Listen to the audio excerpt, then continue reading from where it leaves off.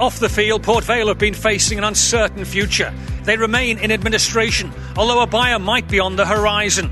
But on the pitch, those problems have been put aside as Mickey Adams continues to work wonders. And now Port Vale are targeting League One. It's magnificent! What a good goal! Goes for goal! And finds it! Absolutely unstoppable! Gillingham continue to set the pace in League Two, but Vale are right behind and can narrow the gap to 3 points with a win tonight. Their opponents, Oxford, are in their third season back in the Football League. They're down in 19th place, but they can climb 6 places with a victory here. Your Monday Night Football comes live from Vale Park. It's Port Vale against Oxford. If you're a Sky Sports subscriber, you can watch wherever you are via Sky Go. So, troubled times for Port Vale, although a potential new owner could be announced as soon as tomorrow. Tonight, it's all about 3 points with Port Vale genuine promotion contenders. With me, Northampton manager Adi Boothroyd. Good to see you again, Adi. I think if there was a medal struck for best manager in administration, it would have to be Mickey Adams, wouldn't it? Without a shadow of a doubt. He won't thank me for saying this, but he seems to just be great in these situations, you know, all backs against the wall, and gets his teams going, and to have all the problems off the field and to do what he's done and he's doing, you know, says a lot about the man and also a lot about his players. Yeah, he loves a battle, doesn't he? And they're scoring goals, Port Vale, aren't they? The most important thing. They are. I mean, they're scoring goals from different areas as well. You know, we'll talk about Pope, I'm sure, but, you know, people like Vincent and Maya Williams, the quick wingers, they're creating for others and also scoring goals themselves. Do you think this administration, this whole financial scenario for Port Vale, actually has helped them a little bit in terms of a siege mentality? I think it has. I think it's galvanised the group. I think they've got up until maybe what happens tomorrow, they've got contracts to the end of the season. Every player's playing for his future, really. Every coach and manager that's part of the club, you know, they're quite battle-hardened around here by now. They've had a few downs, and the way that they're working at the minute, it looks like they could have a few ups. You mentioned Tom Pope, top scorer in League Two. Why is he scoring goals? Well, You look at Tom, and he's obviously a big guy straight away, and people maybe think that he's just a target man, but he scored goals with his right foot, his left foot. He'll get goals with his head. His movement's very good, particularly in the box. You see, he's just against Exeter, pulling off on the far stick on the full back there, and then as he comes in here, he just drops his shoulder, arm off, and then finish with his right foot. You know, he's capable. A little bit of luck on this one, but when you're scoring goals, you'll take anything you can, and he's able to a little jinking dribble and a finish. So he's obviously got the calmness needed to create goals himself, but he gets in good areas and he's able to finish those that are put in front of him. Yeah, he's having a great season so far. League 2 Player of the Month, September. Mickey Adams, Manager of the Month for September. That's a bit of a worry for Mickey Adams, isn't it, I think? It's going too well. Well, you'd rather have the best manager and the best player than the worst manager and the worst player, I guess. But Mickey knows that nothing gets won in October or November. He's been around all 4 divisions, promoted a team to the Premier League, of course, and he's working his magic here again. So, you know, it'll be a good game tonight, I'm sure. Let's hear from both managers now, then, with Jonathan Oakes, beginning with Mickey Adams. Well, Mickey, you're going to this game second in the league. You're the top scorers in the division, Manager of the Month. Are you enjoying your job at the moment? Be a curse tonight, will it? Manager of the Month, Player of the Month, you people are here. But no, the job's going well at the moment. It's easy to forget that you're still in administration. Is that testament to the way that you and the players have managed to focus on on-field matters? Yeah, I mean, it has been difficult. There's not been a hiding place for us. But, you know, the fortunate thing for us is that we can get out on the pitch and put all those problems to one side. And so far, no excuses. Doesn't matter whether we're in admin or not. There's plenty of excuses to lose games of football, and we've not used them. The home form hasn't quite matched the away form so far this season. Is this an opportunity to put that right tonight? Well, people only talk about our home form because our away form has been so good. You know, I think 6 wins on the road or 5 wins on the road speaks volumes for the squad. But we've only lost 1 game at home, and that was against Gillingham, the league leaders. So nothing to worry about. Well, Chris, after this season started with so much promise, would it be fair to say you're a bit disappointed with where you are on the table now? Yeah, we are. I think there's certain things that have affected that. all my senior players sat in the stands not being great. We had a fantastic start. We had a poor September, but we're showing signs that we're on the way back. We had a decent result last Saturday against the top side, and we're coming here tonight against a team in second, so it's a tough schedule for us. What are you expecting from Port Vale tonight? Well, they've got good players. They've got a centre forward that's on fire, scoring goals left, right and centre. The two wingers are a threat. They've won a lot of games away from home and done extremely well away from home, and I just imagine Mickey will be liking them to pick up a little bit at home. So they'll start quick, they'll start fast, and they'll try and pass it, and we've got to make sure that we're ready for it. All the best, Chris. Thanks for your time. Chris Wilder used to play under Mickey Adams at Brighton, so knows all about him and respects him greatly. Oxford started with 3 wins in the league and then 6 defeats. Is that all down to injuries? Well, yeah, I mean, I think so. No matter how good a manager you are, you're only as good as the players that you can get. And if your senior players are injured to that extent, I mean, the top teams in the country, George, when they have a couple of injuries to key players, particularly down the spine of the team, it affects things, and the other players sometimes can feed off that in a negative way. So when he gets his players back, it'll be like having new signings, and I'm sure that will continue to do well as they have done in recent years, because he's done very well there, Chris. And as you know, there are so many games, aren't there, to get injured in League Two, well, thick and fast. They are, and they do come thick and fast, and that's the thing. Is Saturday, Tuesday on a regular basis, and these players are battle hardened, and they've got some of them you've got to play when you're hurt. And you know that once the winter months come, you're going to get 1 or 2 more plus a suspension. So, it is the whole course, and whoever starts fast now, it's they're there to be pulled back. Yep, it's Monday night football here. It's Port Vale against Oxford. Port Vale have lost just 1 of their last 9 games, and a win tonight will give them their best start for 43 years. Oxford have lost their last 4 away games in the league. They've won 3 of their last 4 meetings with Port Vale. All the action is live after the break.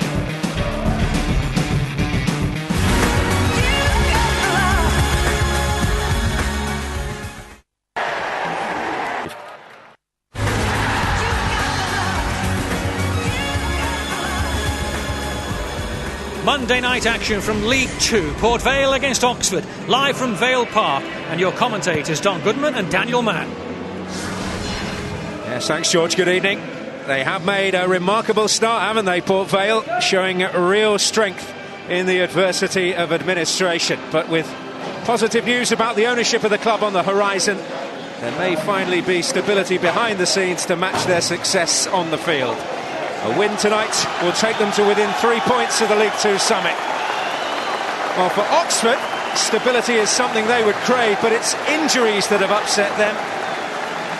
Loss of key men on the field and key characters in the dressing room on match days has bred inconsistency. But a win against Wimbledon and a point against leaders Gillingham might just point the way to better times ahead.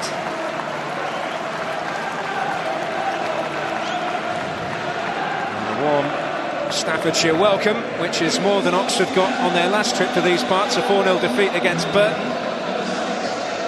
And this is another tough task tonight. Let's take a look at the team news. Vale's side is very settled and full of goals, chiefly courtesy of Tom Pope, the most prolific striker in England. 11 goals in League Two so far, more than twice as many as he managed in the whole of last season.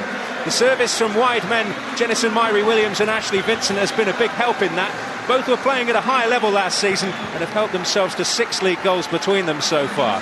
Oxford will have to beat the masked man tonight, Chris Neal, who damaged a cheekbone against Dagenham and Redbridge and is taking appropriate protective measures. Well, Chris Wilder is giving the Oxford public what they want tonight. 4-4-2. James Constable leads the attack after ending an 8-month goal drought in the Johnstone's Paint Trophy last week. Sean Rigg faces his old club. Indeed, he scored for Vale in this fixture last season. Well, 18-year-old Jake Forster-Caskey has some pedigree. Son of Darren Caskey, stepson of Nicky Forster. He's a growing talent on loan from Brighton, where he has already tasted first-team football. Well, there's a fair bit of youth on Port Vale's bench tonight, but some good experience for Oxford, with some key men getting back towards full fitness, most notably the return of Andy Wing to a Football League team sheet after his substitute cameo in the Johnstone's Paint Trophy. Well, Mickey Adams, the manager of the month, desperately hoping that that old curse is not going to strike this evening. He might help him avoid that. Tom Pope, what a difference a year makes. Just 5 league goals last season. Often the butt of stick from the Vale fans, but he's flying now. He puts it down to two things. The lure of the late nights, not quite as strong now he's a father, and a full pre-season behind him for the first time in years. Vale certainly are reaping the benefits.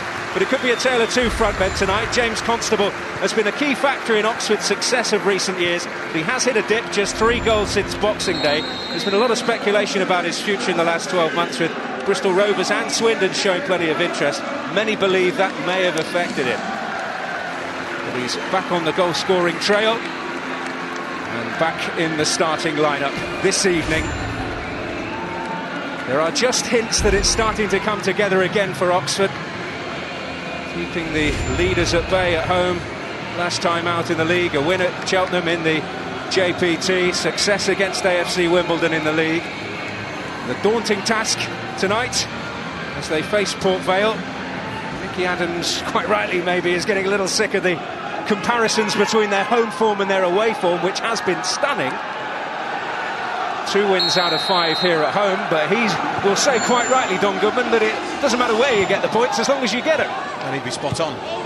Although we all recognise over the years the key to most promotion campaigns has been making your home ground an absolute fortress, and that's something Port Vale haven't been able to do so far.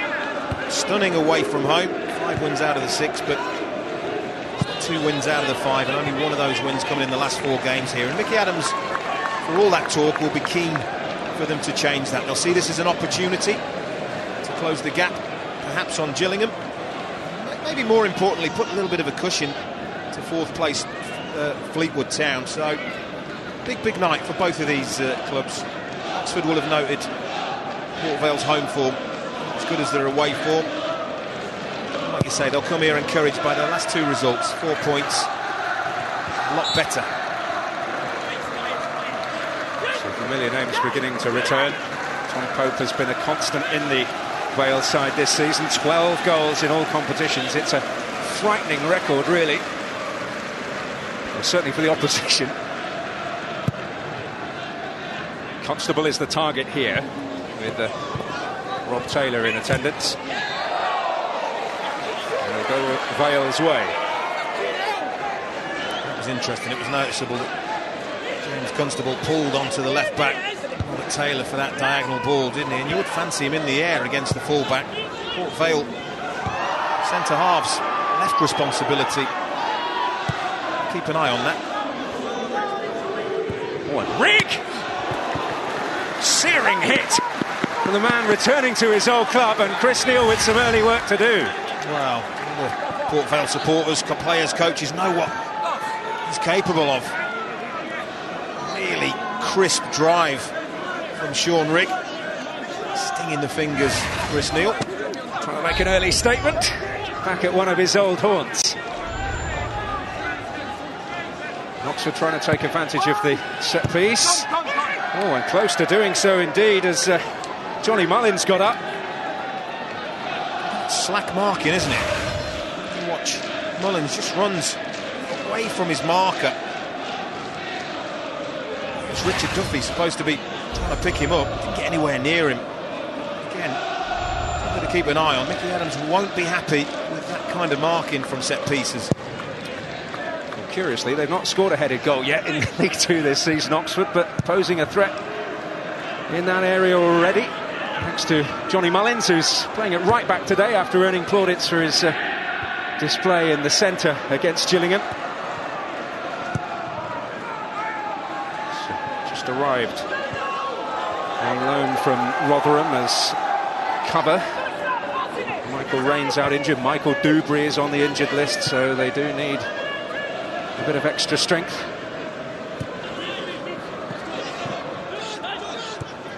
Here's McComb.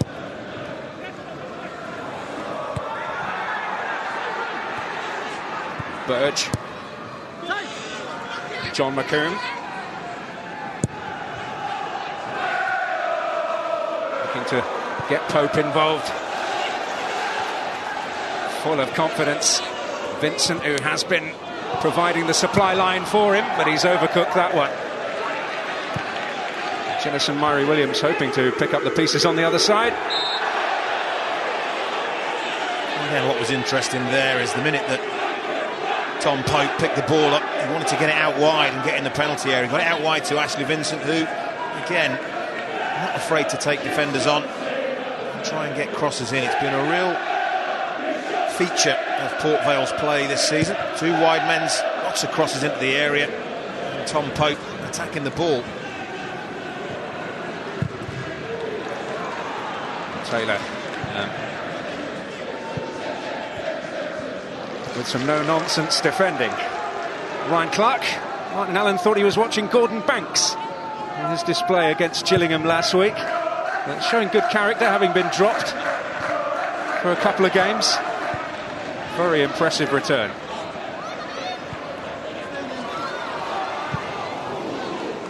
Challenge came in from Harry Worley. It's Taylor for Port Vale. Vincent. He's the winner of a free kick.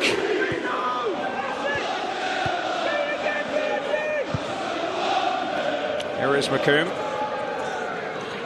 Well, just 1 win in 4 against Oxford. It was the last meeting on the last day of last season when they played their part in ending Oxford's still lingering playoff hopes.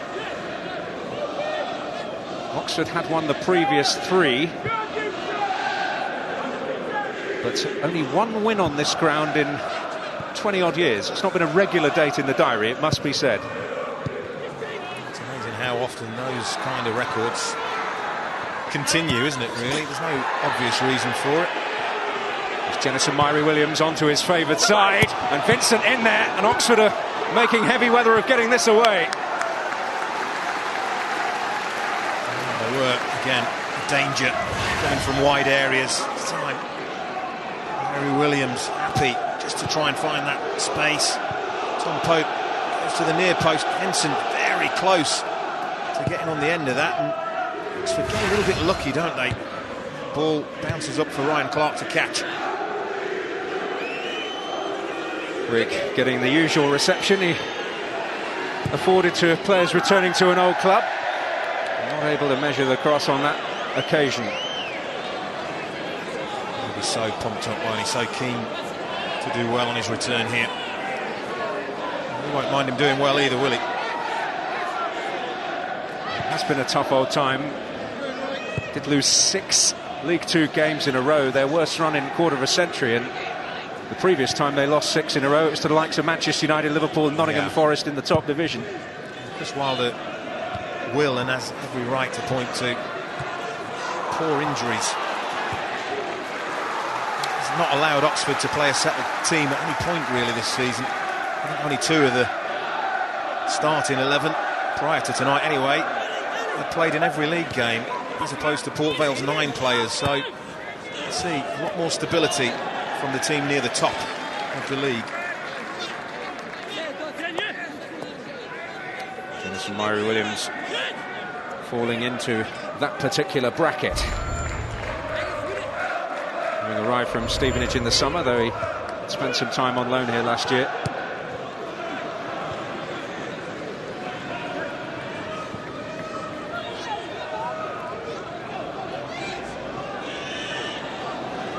There is the man in the mask, Chris Neal. Louis Dodds, who is capable of the spectacular. Away by Harry Worley. Well, have they sprung the trap here? No, Tom Craddock is caught offside. Aren't they? Opposite ends of the league, opposite ends of the spectrum in terms of goals. Well, it's a poor decision, isn't it? Good yard onside. It's Pope, and it's broken kindly for him. It's Pope! Oh, and he's so unfortunate. Well, his threat made clear in an instant there. Well, that's all you need to see why this fella has scored so many goals already this season. Not an easy chance, but his awareness, he knows he can't thrash at that on his left foot, so he tries to dink it and he hits the woodwork. It's a very, very clever effort. Well done to Ryan Clark, helping it on its way. Well, Pope is up there again. He's a real handful, isn't he? It's nearly every club in the league would wish they had the goals of Tom Pope. Strong in the air, backs off, gets above Worley. This is a clever effort. This is a real sign of a player who knows exactly where the net is. And you're right, it's a really good save in the end, but great awareness from Tom Pope. That's what impressed me there. He didn't try and thrash it, just tried to dink it in the far corner. Great effort. I think they turned him away twice as a trialist in his younger days. It's a great story, isn't it? Port Vale supporter, yep. Born and bred, doing well for his club. Former window fitter for Biddulph Victoria, now starring for his boyhood idols. Has to take up defensive duties here.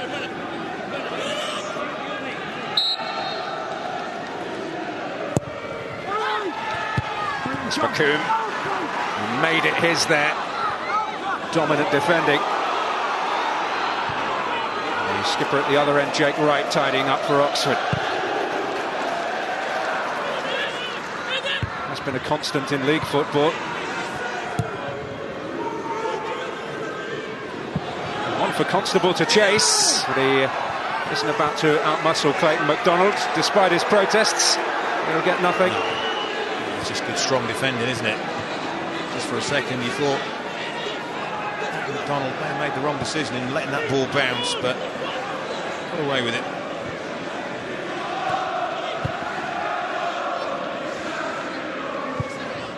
It's been a struggle for Oxford, hasn't it, scoring goals. Incredible to think Tom Pope on his own has only got 3 goals less than the entire Oxford team. That's what Oxford are up against here this evening. They have to improve that goals output.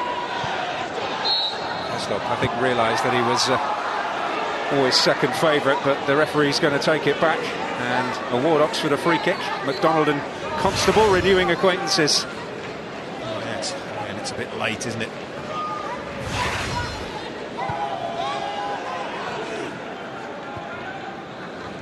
Chapman. Constable on for Heslop.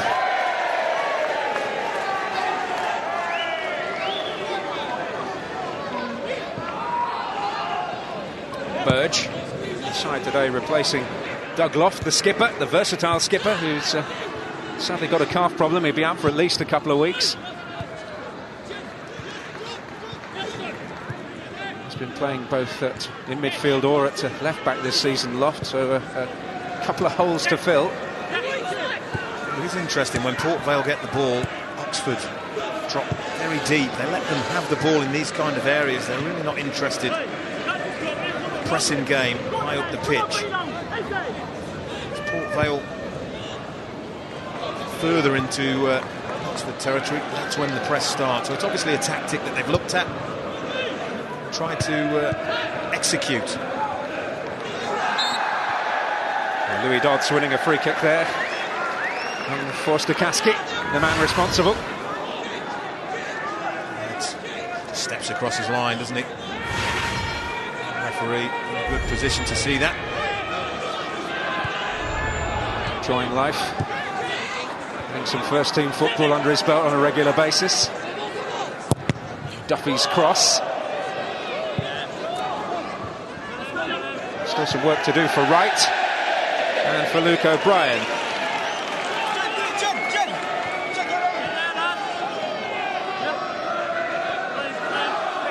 On with it quickly here, Vale. Myrie Williams for Duffy.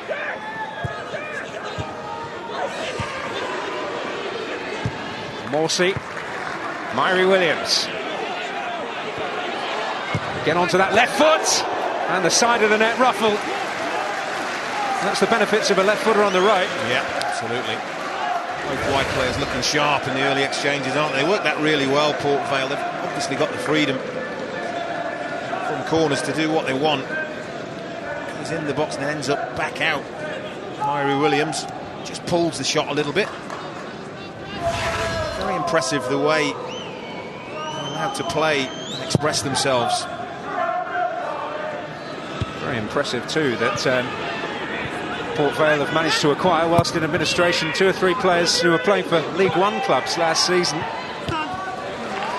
Myrie Williams being one of those. Richard Duffy at right back as well comes into that category. Ashley Vincent from Colchester. Good bits of business despite the hard times.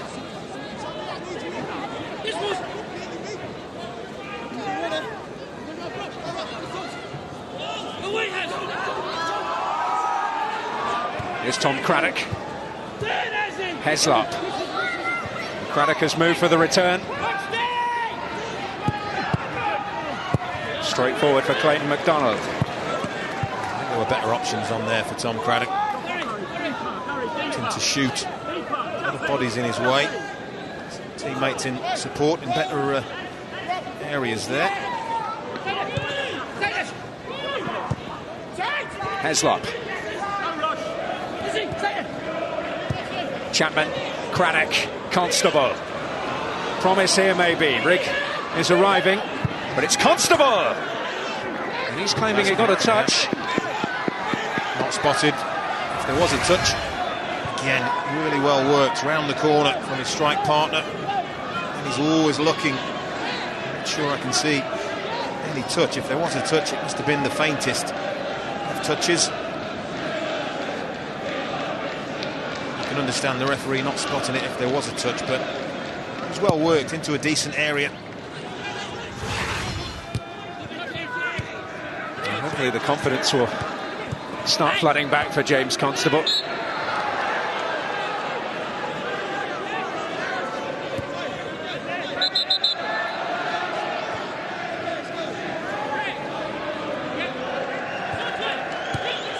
Here's Forster Kaski. Immediately apologetic.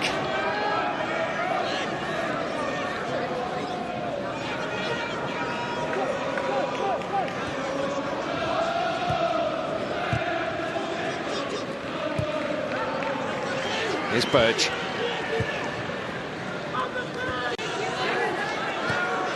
John McComb.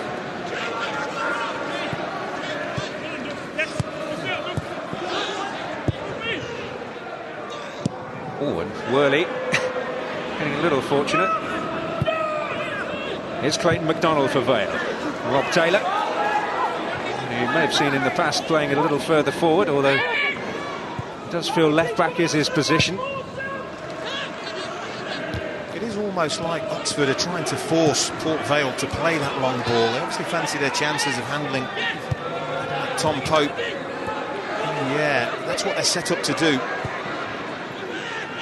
Useful work until the pass from Sean Rigg, but he felt he was under some illegal pressure there. He's right, the referee should pull that back and give him the foul that he's asking for. It's clearly being pulled back. Yeah, Ryan Burge, wasn't it? See, Port Vale dominating possession, but it is in most of it. These kind of areas. Slightly misleading statistic, that. Here's Pope. Jennison Myrie-Williams. He's done well again. Well, Louis Dodds may be able to retrieve the situation. And some help which Taylor will provide. Towards Pope, it was a useful flick, and it's Vincent! Oh, and it's Jake Wright who gets there so vitally for Oxford. Well, the skipper has done his team a right turn there, because this is wonderful skill from Vincent. He's first to react. Little flick there, and he's in. He's done his marker, hasn't he? He's done Harry Worley. Fortunately, central defensive partner gets across on the cover, and that's great defending by Jake Wright. Takes a whack for his troubles. It's top defending. Another test may be on the way here from the resulting set piece, but it's right once more in the right place. Taylor. And it's McComb, flag up. And he was in an offside position. Not that he was to know that.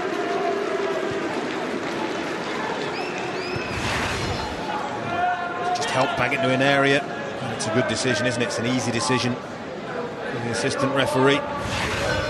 Credit Oxford, disciplined in stepping out when the ball was partially cleared. There's already off the mark for the season. John McComb did notch against Morecambe. It's going to show that goals have come from all round this team. And it's Heslop.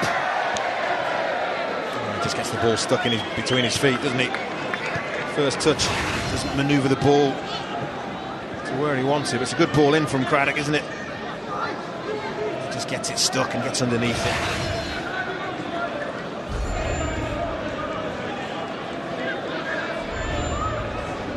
A slightly different role for him tonight.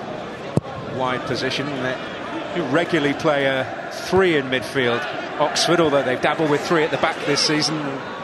Chris Wilder, in his search for a winning formula, has tended to tinker. Struggled defensively, haven't they, Oxford? No question. Only Wimbledon and Barnet down at the bottom have conceded more goals than Chris Wilder's team so far, but I think Aldershot conceded the same, and there you have it, the bottom 3 in League Two.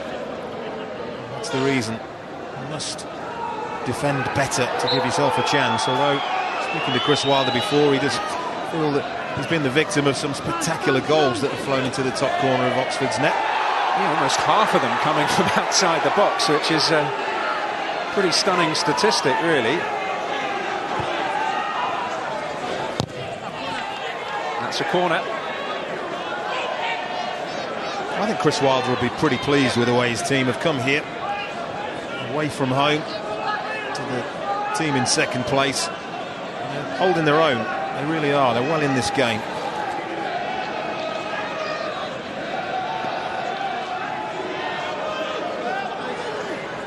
A short one is an option here. Straightforward. It's Pope who defended it. And now here's Jennison Myrie-Williams hoping to lead the breakout. It's Heslop who got there.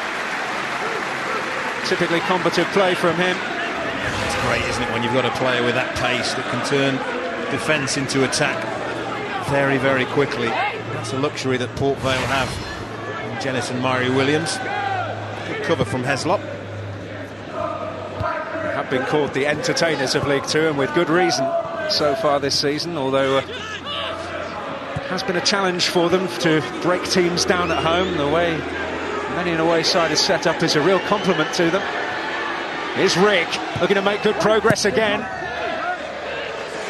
They were slow getting back for me, Port Vale. 4v4. I didn't really see anybody really working hard to get back to help the defence there. Certainly, on first glance, Pope looked like he was offside there. Well, he pulls away on the diagonal, doesn't he? Tries to check his run. Well, looks about level, doesn't it? Certainly, the striker not getting the benefit of the doubt there. It just makes it clear how difficult the assistant's job is, because he looked offside to me at full speed. And when the ball does travel a distance, it adds an extra complication. Ian Hussin on that far side.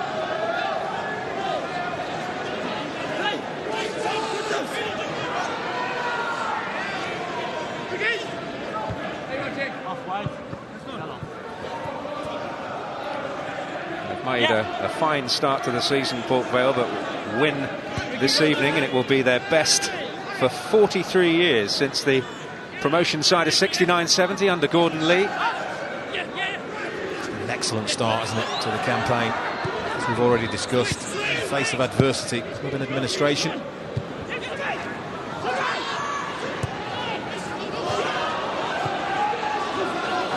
Here's Mullins.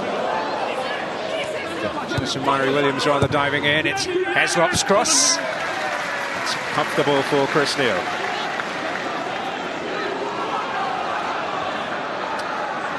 Morsey. Here's Duffy. Burge. Well, Jennison Myrie-Williams have made an interesting run there, but we'll find Morsey. Here's Taylor.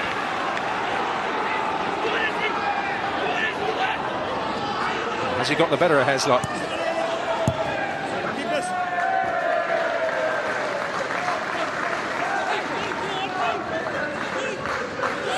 longer it goes, you do feel, particularly for Oxford, that first goal could be ever so crucial. Port Vale have got an amazing record when they score first so far.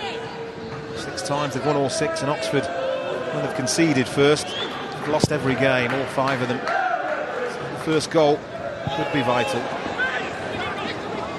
Who will find that breakthrough? It's Tom Craddock looking to get Heslop on the move. So straightforward for Clayton MacDonald again.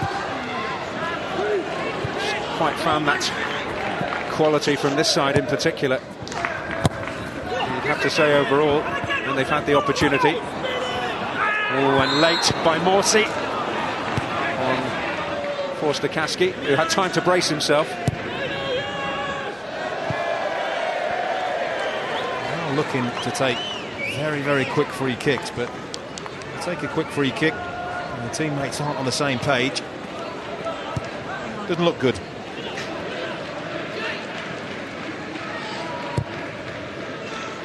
Up towards Pope. Beaten this time by Wright. Heslop. Here's Craddock. Former Borough boy. Some fleeting glimpses of the Premier League during his time on Teesside. Forster-Caskey. Lifted in by Luke O'Brien, and Neil safely to gather. It's good goalkeeping. Decent ball in. See, I think it's Craddock coming round the back. Early shout from the goalkeeper. Robert Taylor, the left back, at ease. Here is Taylor again. Clayton MacDonald. John McCoo. Central core and Duffy at right back have provided real stability for Port Vale. The platform to build on. Oh, beautifully done by Myrie Williams. But again, it's Jake Wright with an important intervention. Not his first, probably not his last. No. Not if Oxford are to get something out of this. Luke O'Brien. Just been given a little warning there, hasn't he, the left back. And Myrie Williams, searing pace. Forster-Caskey and Morsey coming together again, but yet that pace has proved a threat to most League Two sides this season. But he's not moving as freely as he would like at this very moment. I think that was the challenge, wasn't it, from Jake Wright. Riggers won a free kick. They get on with it quickly. This is Chapman. He might be able to get through, but maybe Craddock had just straight offside anyway. Well, I'm not sure. The flag didn't go up, you know. So certainly the pass was overhit regardless.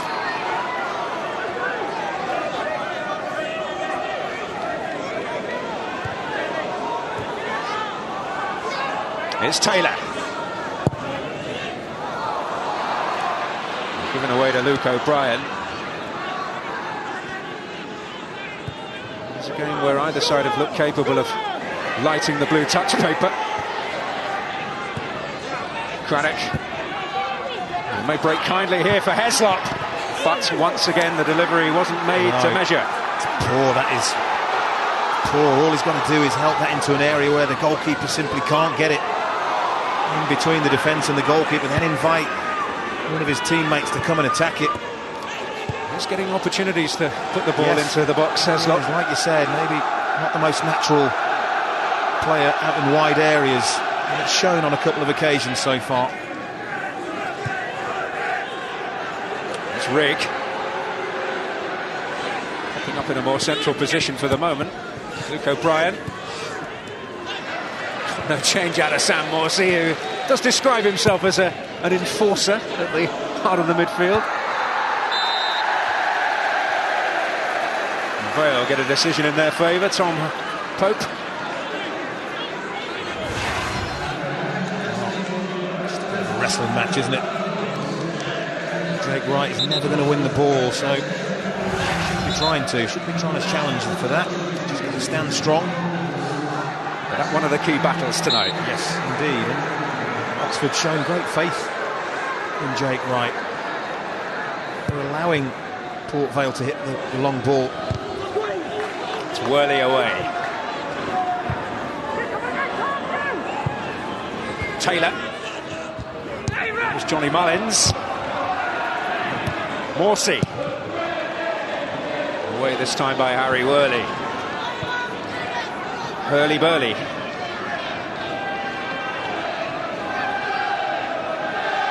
Both sides have had their moments. Both goalkeepers have had to produce. Here's Ashley Vincent. That could be dangerous. It's Dodds arriving, and Pope, as ever, on hand to give Port Vale the lead. Well, that's what he does. It is what he does. Well, I think credit here must go to Ashley Vincent. It's really, really poor defending. I think it's John Mullins, the right back, gets done by a very long ball. You have to be able to deal with things like that, but it goes over his head, and then Vincent just puts it into an area where he knows one of his teammates should be arriving. It's a strong effort, isn't it? Comes in from Louis Dodds, gets a good contact on the strike, and Ryan Clark can't hold it, and who's there? The person that you'd back most of the time to be there, Tom Pope. And his extraordinary goal-scoring season continues. He is on fire, right place, right time, and Vale got the lead. Goal number 12 in League Two, 13 in all. Certainly unlucky for Oxford. And they're looking to hit back straight away through Sean Rigg.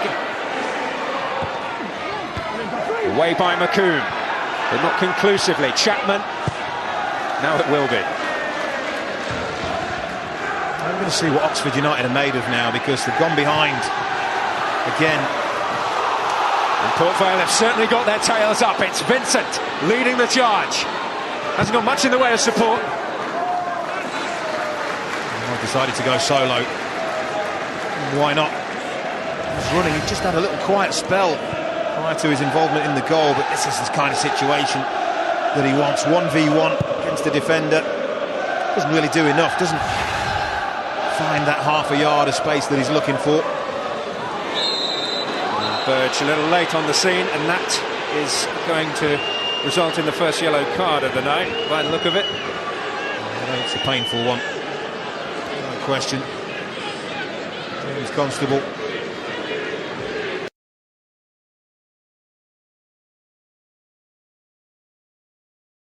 When you leave the ground lunging like that, you don't get the ball, the least you can expect is a yellow card.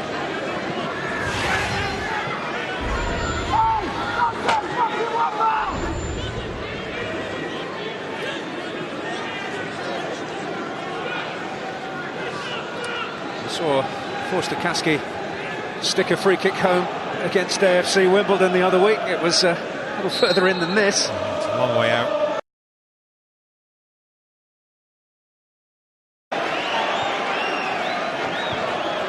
The less said, the better, isn't it? He's one of them. Need to probably be a bit more creative than that. It's a good 35, nearly 40 yards out. This team are in for a test now. Test of character. Yeah, they've done well. They were holding their own. They looked a threat going forward for sure. Now, are the players going to be mentally strong enough to look at it from that perspective? Are they going to feel sorry for themselves? They've gone behind again, and their record when they go behind is really poor. Well, here's Heslop looking to find an answer. A sizable frame of Clayton MacDonald in the way. But this is the kind of situation where they've missed those characters, the Dubreys, the Levens, who aren't available to them, at least from the starting wings case tonight. Dodds. Pope had found a bit of space again. He does take up good positions. Tom Pope pulled away from his marker on the far post. The ball been better. It's Rob Taylor.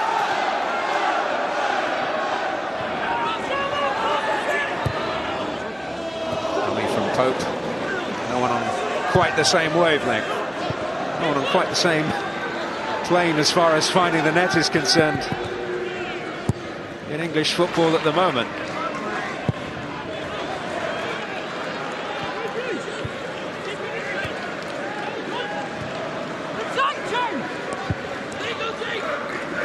That's Pope once more.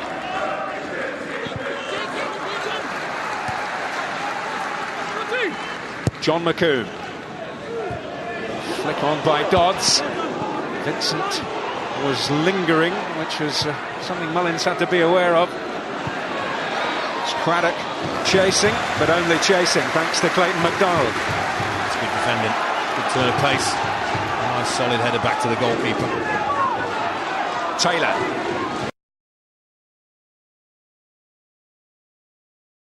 I mean, it has really, to be fair, right from the first minute. Here's Burge. Morsey. Vincent. Oh, Louis Dodds almost pulled off a beautiful turn there. Jake Wright, though, had read the danger, as he has tended to do for the most part. This is Duffy. Dodds again.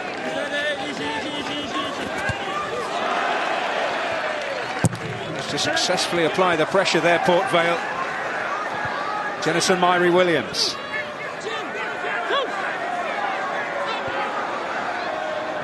Duffy. Pope is in there again, and Vincent. Thumbs up to his teammate Tom Pope. Pulls the cross out of the air beautifully, doesn't it? Looks like he's ready to try and spin and hit that himself, but actually Vincent closer to where the ball lands, and rightly so, takes that on.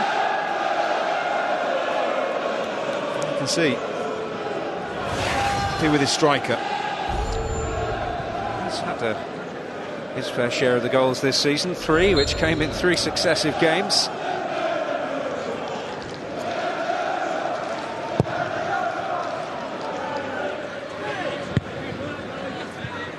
Just a supply line, but they contribute goals as well, the 2 wide men. Burge battling his...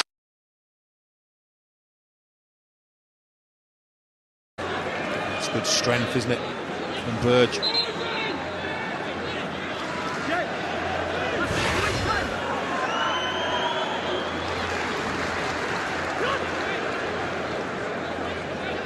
Just got into the shell a little bit, haven't they, Oxford?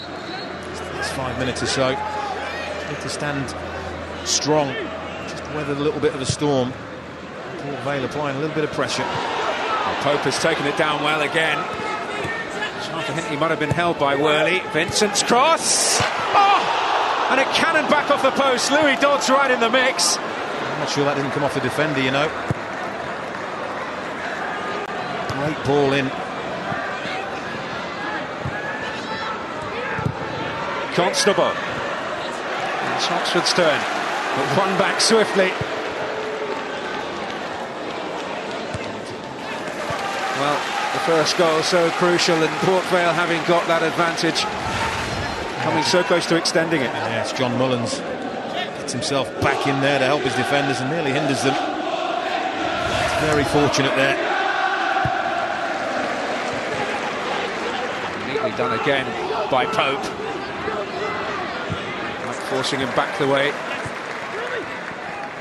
Duffy. Myrie-Williams. Duffy's cross. Wrestling match on there, but Tom Pope deemed the aggressor. See how hungry he is. He just wants to get on the end of everything, doesn't he?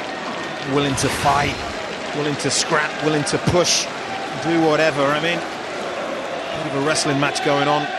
Harry Worley. I think it was more the striker, arms on the shoulder.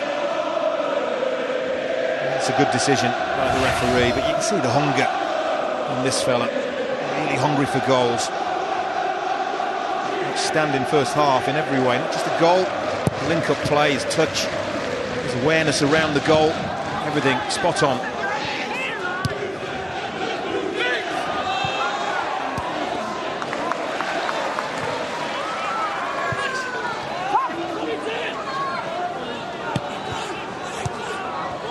Heslop, Craddock, Rigg. Oxford once again have to rise to the challenge. 4 successive defeats away from home. In league football, that is. Offside against Louis Dodds. Again, the ball has travelled a long, long way. Maybe one of those situations for the assistant referee as that ball is struck. Well, no, wrong again, I'm afraid. It's certainly a couple at that end, maybe one at the other end, that the officials not quite got it right. They are tight decisions, and as I've already said, when the ball travels a long way, it can make it even more difficult, but that's what they're there for.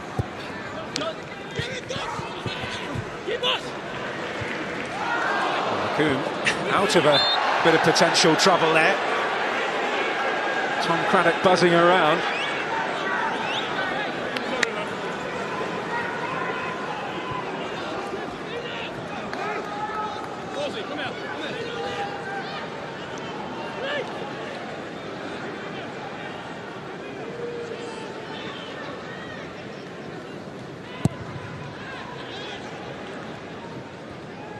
Murray Williams. There's Pope. Duffy.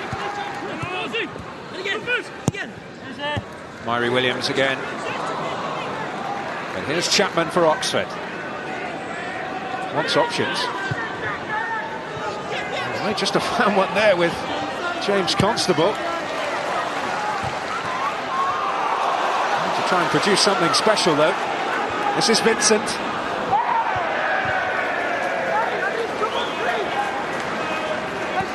For all of Oxford United's neat possession and good situations that they've created in Port Vale's half, in Port Vale's last third, they haven't carried that threat. They haven't carried the goal-scoring threat. You can't say the same of Port Vale at the other end. Murray Williams, Dodds, Pope, Vincent, all four of them looking very, very threatening. Very formidable. But here's Craddock and Constable and Craddock! And John McComb hurling himself at that ball. And very important that he did so from a Port Vale perspective. And this is what I'm talking about. They have looked neat and tidy in and around the box. Lovely link-up play between the two strikers. And McComb does well. Throws himself and gets the block. He will take the shorter option this time. Forced to Kasky. Again, the delivery is disappointing, and that has been a running theme in the Oxford performance. Here's Murray Williams. The numbers arriving. Great work from Murray Williams, but well off target in the end. As a defender, you need to know this fella wants to come in on his left foot. You've got to do everything in your power to stop him. O'Brien certainly doesn't do that, can't do that, can't stop him. Yes, the shot is wayward, but again, you wouldn't want to let him inside on that left foot too often. Well, but one of his 5 goals this season have come from set pieces, but you can see he is very likely to change that statistic very soon. Saw him thunder a free kick in against Tranmere in the Johnston's Paint Trophy here.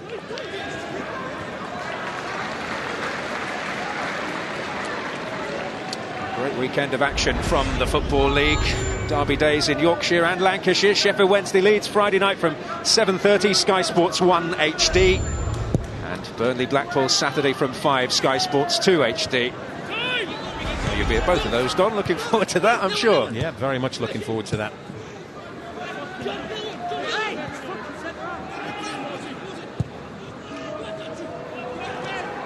Pope again. There's Harry Worley. Heslop. And Taylor winning that back. And now he's fed Vincent. Possibilities with Dodds and Pope in the box. And O'Brien away in the end. Here's Rigg. But Duffy. Oh, and the break of the ball has favoured him. Yeah,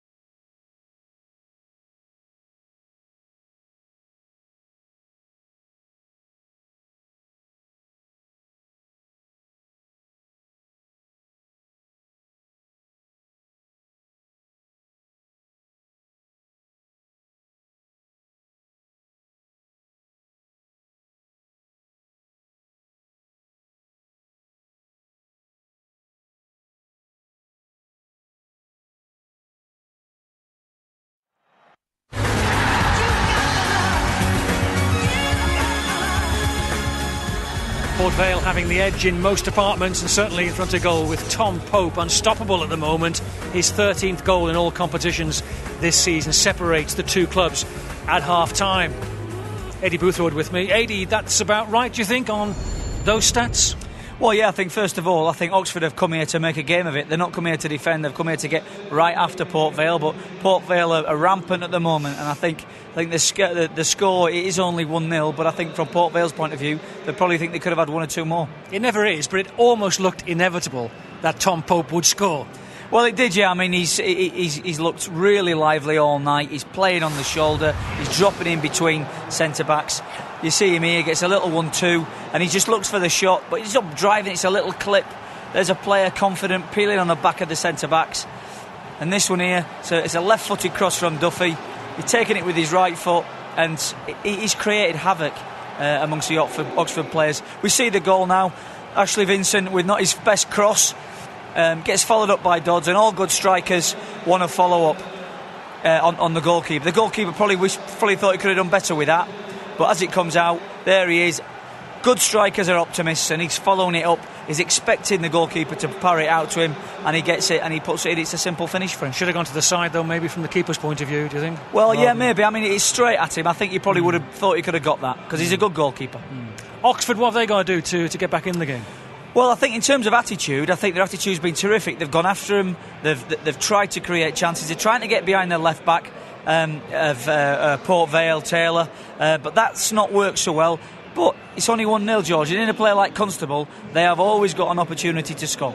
He went down, didn't he, towards the end of the half, and we thought, well, penalty, but there is a touch on the ball. Well, there is. I mean, it's one of them, if you see it in the heat of the moment and going quick, you think that's a penalty. But you just see that Duffy just took...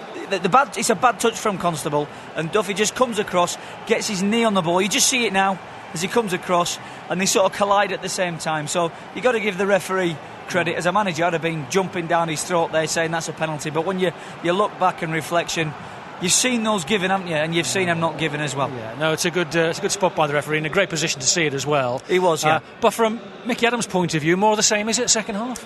Yeah, I think so. I mean, I think they'll look very, very good. Vale, I think they've looked solid at the back. They've dealt with anything that's come their way. They've played really well. Dodds, although Pope's getting all the goals, Dodds does the work in that little pocket in between the midfield and the Oxford defence. And what about their flying wingers? They're great, aren't they? I was going to finish off with them because Vincent, who I worked with at Colchester, exceptionally quick, very direct. And Myrie Williams, once he gets on that left foot, the ball's like glue to his foot, and he wants to come in on it. And I think as a defender, you don't want to be showing him inside because he's just going to let loose with that left foot. Their shooting's been a bit skew-if, but that could change, couldn't it, as well? Well, it could. I mean, they've had more possession.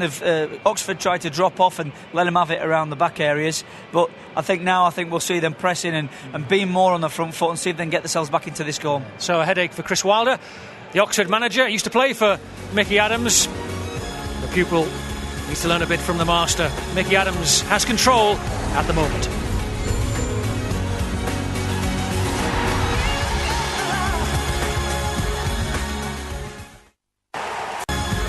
Premier League is back this weekend, and AVB is against his old club. Tottenham against Chelsea, Saturday, midday. Sky Sports 2 HD and 3D. On Sunday, Sunderland against Newcastle, North East Derby, 1 o'clock, Sky Sports 1 HD and 3D. And following that, it's Queen's Park Rangers against Everton from 3:30, Sky Sports 1 HD. Here at Vale Park in League 2, it's Port Vale 1, Oxford 0. And Tom Pope, the man in form. Here's Ashley Vincent. That could be dangerous. It's Dodds arriving, and Pope, as ever, on hand to give Port Vale the lead. Let's go to the second half then with our commentators, Don Goodman and Daniel Mann. Yeah, thanks, George. News of a change for Oxford at the start of this second period. It's Tony Capaldi who's come on at the break. He's had to fill many parts in this Oxford team this season with their injury problems, midfield and centre-back, but he'll be at home at left-back tonight, having come on for Luke O'Brien. Port Vale get the second half underway. Well, he would have seen the first half, and Luke O'Brien was given a real rough ride, wasn't he? Jennison, Myrie Williams, so Tony Capaldi taking note of that. Now trying to find a way of stopping the wide player.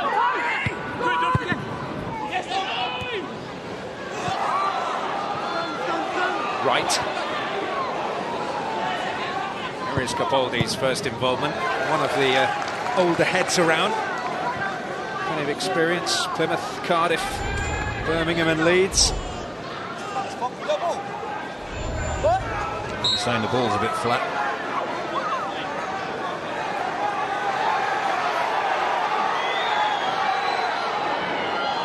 Well, everybody's happy. And here's Rigg.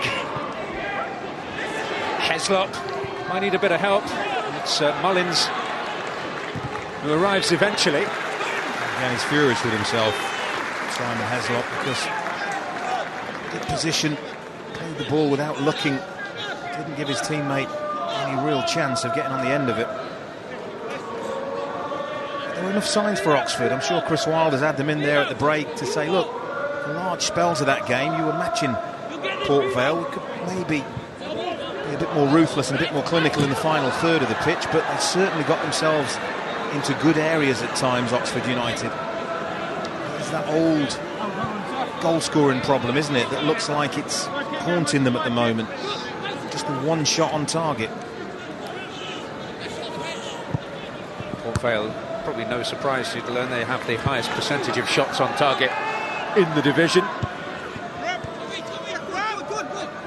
With a ruthless finisher like Tom Pope around.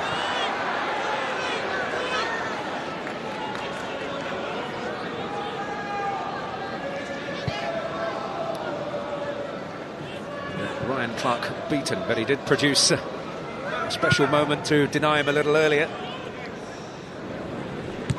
It's Craddock.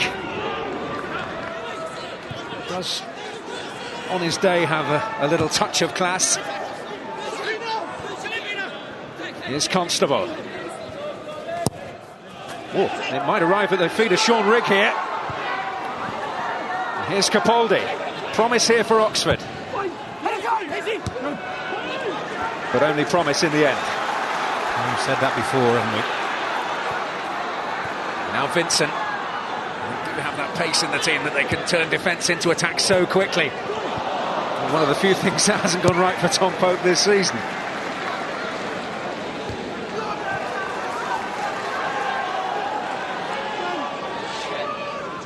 Myrie Williams. Oh, it struck the arm by the look of it of Louis Dodds, who'll go on. Well, Burge is in there. He goes down maybe a touch optimistically. As the smile perhaps suggests.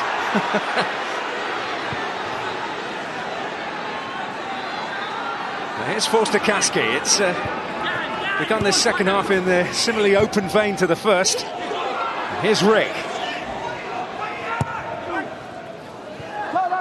I'm looking for the movement in the centre, and there were three in there, but the movement wasn't good. For Sean Rigg, you just want to be able to put that ball into an area without looking, knowing that there's going to be some decent movement from your teammates in the penalty area. Well, Constable got a fortunate break of the ball, and then he was compromisingly felled by Taylor. They win it back with a 1-2, and yes, again, very cynical. Not sure how the young man escapes a yellow card for that. And escape he has. Will Port Vale escape this set-piece opportunity?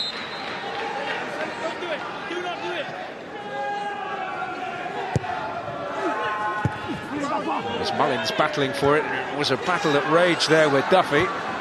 Bit of shirt tugging from both of them. Here's Heslop.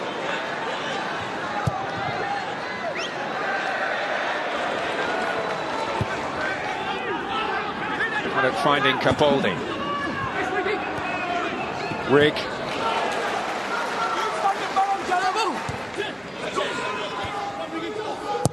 That's looked lively. Sean Rigg has by no means got chalk on his boots. A bit of a roving commission. Here's Pope. Burge. On for Taylor.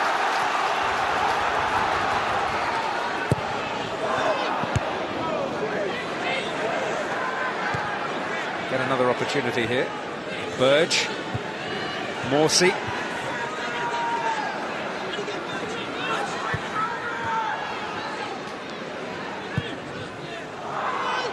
onside here, Vincent, can he get there?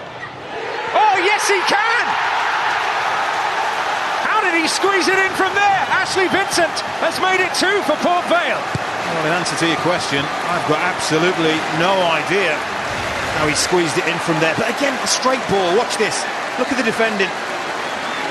Wow, just about onside, level. He bends his run. Goalkeeper comes out. Well, remarkable finish.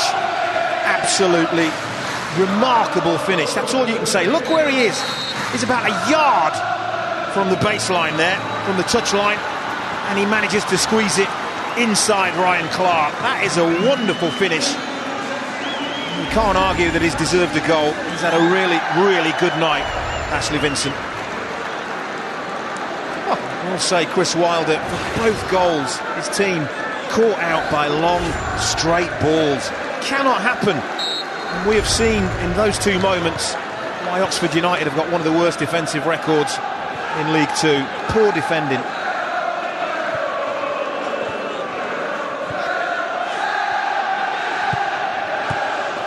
Well, an astonishing goal from Ashley Vincent, who played his part in the first. It was in many ways a similar incident, wasn't it?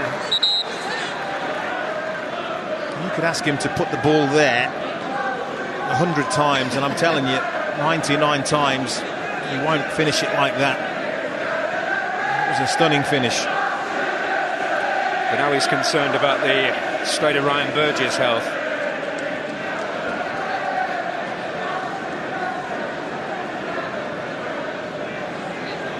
He looks in pain, doesn't he? He looks in real pain. Could be the knee. When the physio bends a leg like that, generally just testing the knee. Does he fall awkwardly? Does he twist awkwardly? Well, you can see he's stretched to try and make the tackle. He knew straight away that right knee.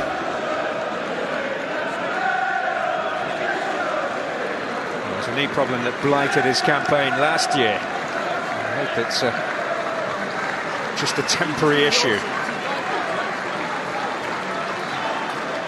Meanwhile, Oxford are delving into their reserves of talent on the bench again, and Alfie Potter is going to replace Simon Heslop. Could mean one of 2 things. It could mean a change of formation. It could also simply mean that he tries to provide a little bit of better balance in that right-sided role. We'll see how it pans out. He's got a goal in him, hasn't he, Alfie Potter? Right now, that is what Oxford United need the most. We're so pleased about so much of his team's performance tonight, and yet a few things that he'll be very unhappy about.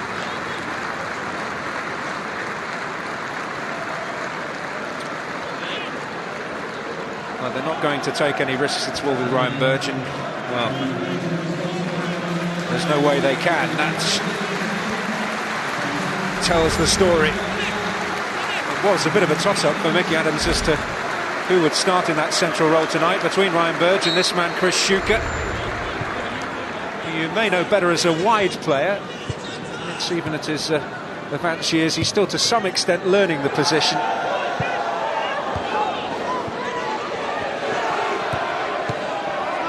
Well, it's a long, long way back for Oxford now, and it could get even worse. It's Dodds.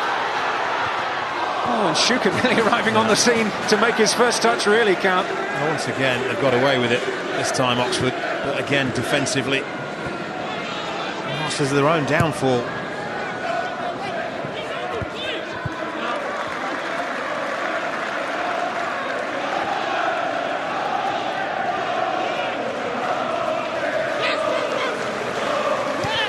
Could have been a costly lapse. They're hungry for more, aren't they, Port Vale? Team full of goals. 5 of their 11 games before tonight, they'd scored 3 or more. And it was 3 last season here against Oxford.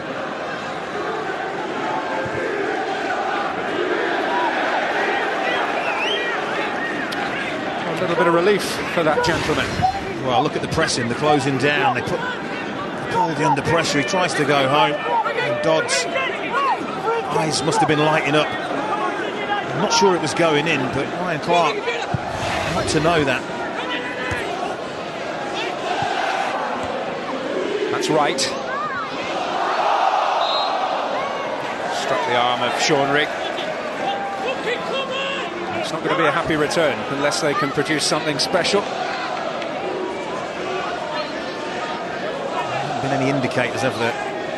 If they've come out and started to test Chris Neal in the Port Vale goal in the first 10 minutes or so, I would say maybe, but nothing's really changed. It's Port Vale looking more likely to score, even though Oxford are having the occasional decent moment.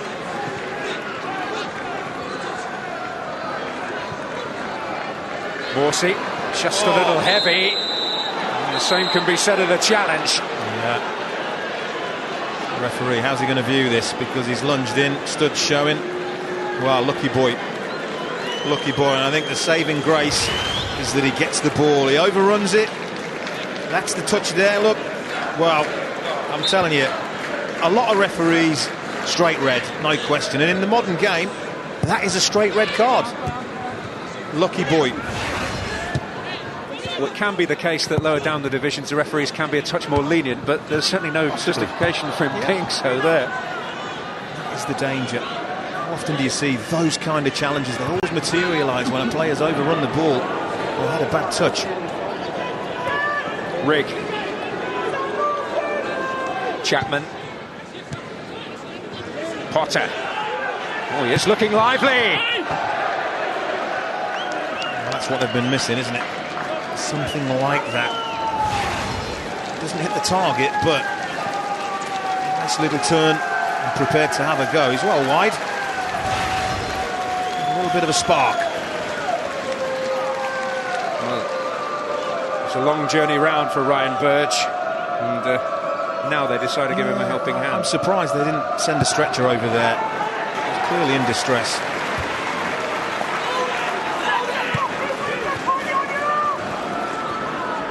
Pressure on there, on Craddock.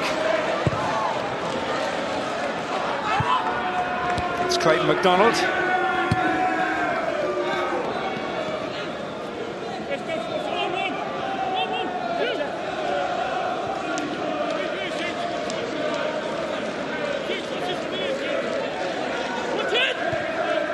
Forster-Caskey, Capaldi. Forster-Caskey again.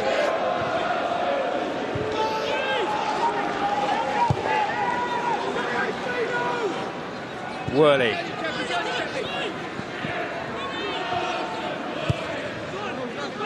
Mullins across to right.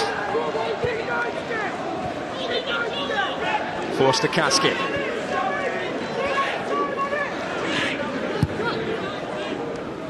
Potter. Here is Morsey. Another day may well not be out there on the field at this moment.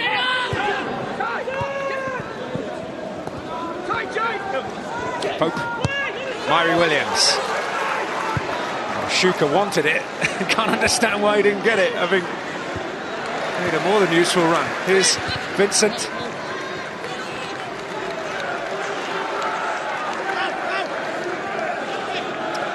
A goal you'll remember for quite a while. Certainly will. Could it be the one that ultimately proves decisive here tonight? Pope just evaded Dodds.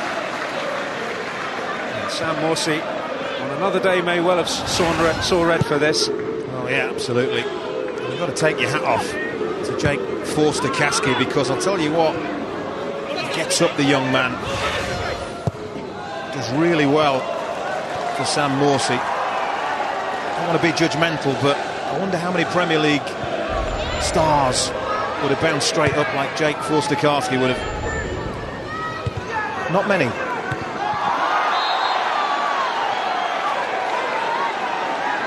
think that had been a Premier League game there. Absolutely no chance of him staying on the field.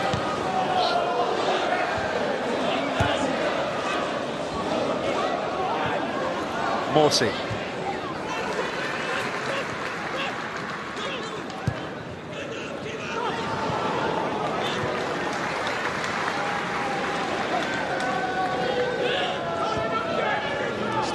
chance in the second half, isn't he?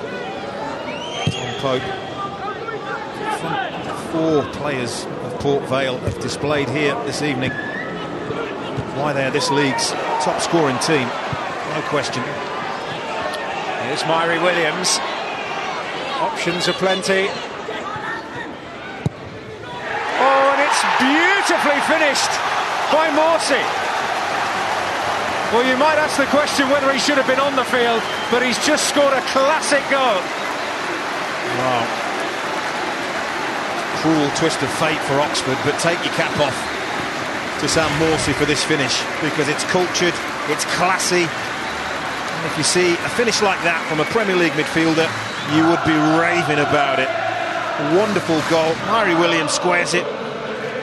That is clinical, absolute precision, passes it into the corner of the net and leaves poor Ryan Clark absolutely no chance. And that's another goal against Oxford that's flown in from outside the box.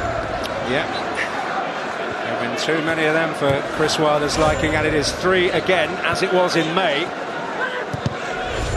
But, Vale have another half hour or so to add to the tally. They are the kind of team, aren't they? They do go for the jugular. They don't let up. Could be a long half an hour for Oxford United. And here's Pope, but it's gone Oxford's way.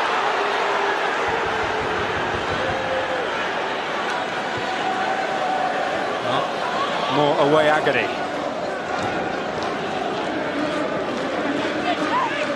Glum faces all of Oxford's 3 wise men, Mickey Lewis and Andy Melville with him.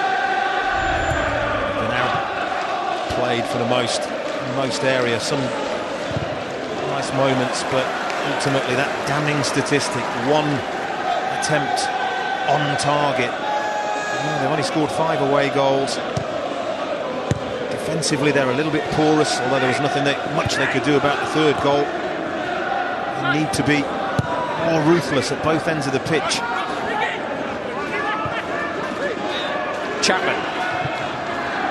Rigg. Chapman. Forster-Caskey.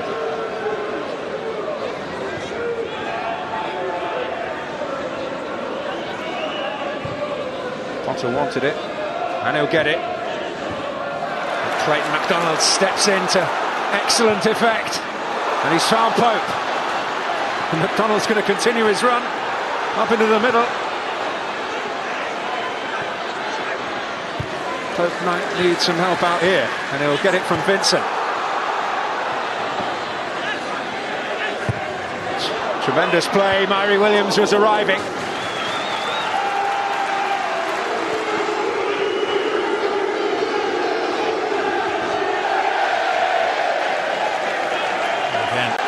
Counter-attacking, led by the centre-half. Team full of confidence. If ever something encapsulated how life is for Port Vale, on the field at least at the moment, it was that. Life is good.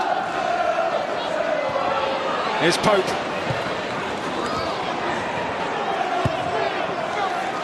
McCoom.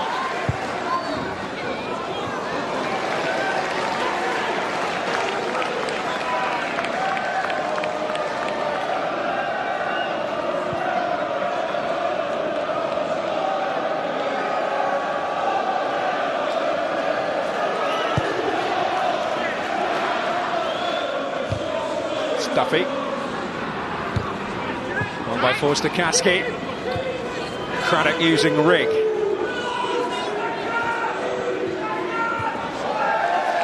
I thought he was in for a moment. Checked out again. Oh!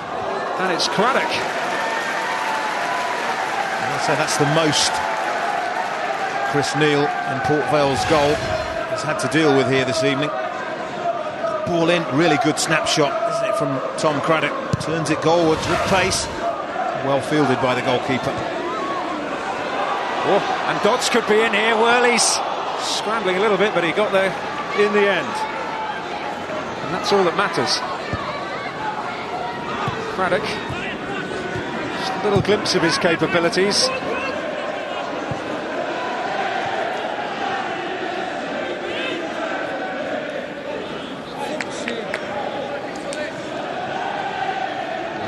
Vale legend now on the other side. John Rudge, plenty of managerial experience between those two. Billy did, and there too.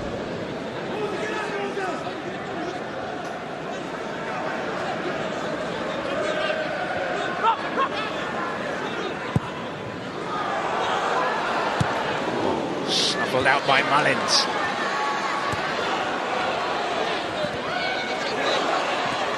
Louis Dodds battling.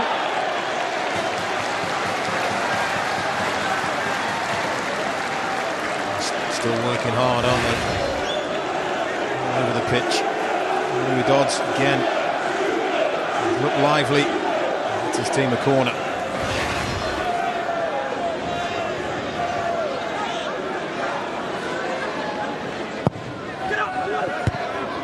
Met solidly by Wright. Taylor's delivery, McComb is up there. I looked at Tom Pope, you know, the minute that ball went wide, very, very cleverly, he pulled himself onto the fullback. He's got more chance of beating if that ball arrives at the far post. It didn't. You can see it, certainly see how he scores goals. Intelligent.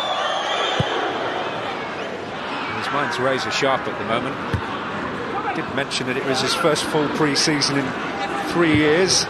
Those who've done pre-season under Mickey Adams will tell you it can be gruelling. It gets the job done. This is Potter. Chapman, that was a delightful touch. Craddock. Capaldi. In by Chapman again. Again, that there totally epitomises Oxford United this evening. Maybe for some parts of the other season. Good situation. He didn't take care with the pass. Player that rolled the ball back to Tony Capaldi should know that he's left-footed. Where did he put it? Straight on his right foot. That's not intelligent play. You need to be aware of your teammates' strengths. And it just fizzled out. And we've said that plenty of times tonight. Yes, encouragement up to a point for Oxford.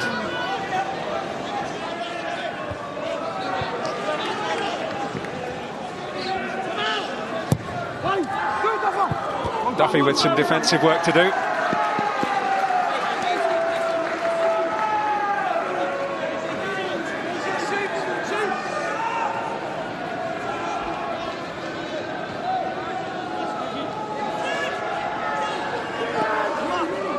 Well, Forster-Katsky poised to deliver.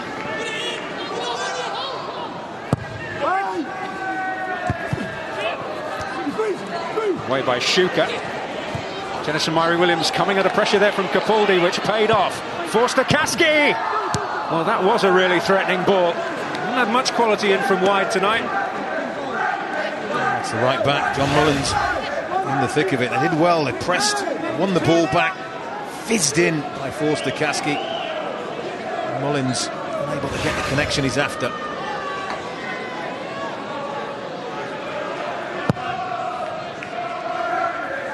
Worley hoping to get up. It's dealt with by Tom Pope. First little bit of pressure, maybe. Oxford United. One thing Mickey Adams will be keen is for his team to try and come through this with a clean sheet. Forster-Katsky's delivery. Clayton MacDonald able to get it away from immediate danger. And Jennison Myrie Williams showing good industry. And there's 4-on-2 here for Vale. It's Vincent. And Myrie Williams. Did everything right except the finish, but that is counter-attacking at its best. Let's not forget that was an Oxford United corner. Port Vale go up the other end and end up nearly getting a fourth.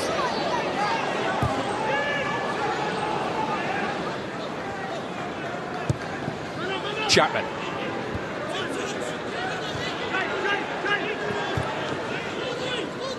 Well, Oxford's best little spell, but they almost ended up on the receiving end of a fourth at the end of it. Craddock.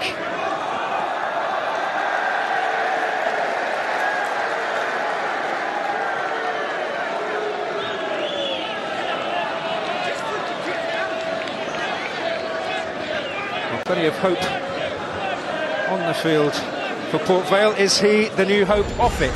Wirral-based businessman Paul Wilds, who, if reports are correct, will be named as Port Vale's preferred bidder tomorrow. He's got his finger in a lot of pies, from hotels to hairdressers. If you can name a trade, he's involved in it somewhere, I'm sure. Club deserve a little bit of stability, don't they? Through the ringer a little bit off the pitch. There is still a process after that to go. There's the fit and proper persons test and a few other things to go through, and they've been here before. They won't be counting their chickens just yet. Well, it falls for Rigg. But in the end, he can't produce. I just wonder whether Sean Rigg could have struck this first time. Falls kindly, doesn't it? Tackle. He strike that. It comes across him onto his left foot, but once he delays it, defenders close him down. The goalkeeper closes him down. Chance is gone.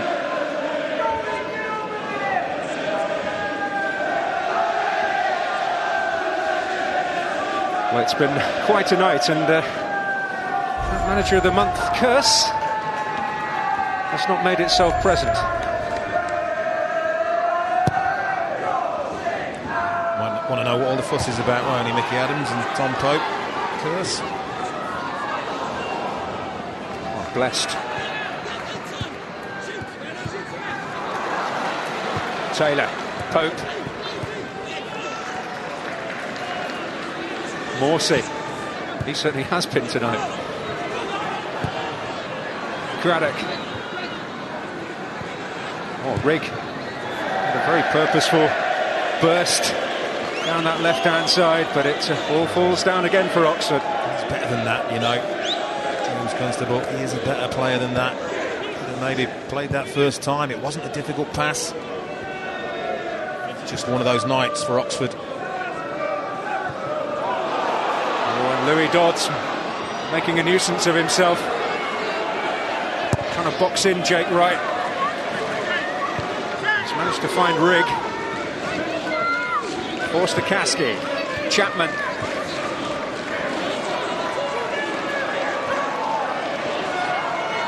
Put away fairly cheaply. This is Jennison Myrie-Williams. One, he's got away. Oh, and having squeezed it in from an impossible angle earlier, Ashley Vincent misses a much, much easier chance. Well, he just doesn't get the full contact, but again, brilliant wing play. Capaldi probably thinks he's got him, but no, stays strong, pulls it back for his teammate. He must think, what a chance he's got of adding. Doesn't get a full contact, chance is gone.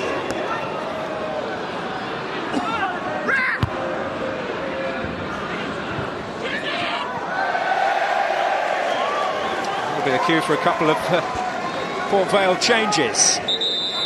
Adam Yates is going to replace Richard Duffy, straight swap at right back.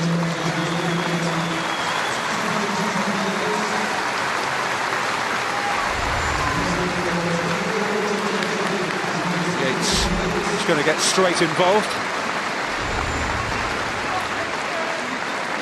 And Louis Dodds is going to be withdrawn as well.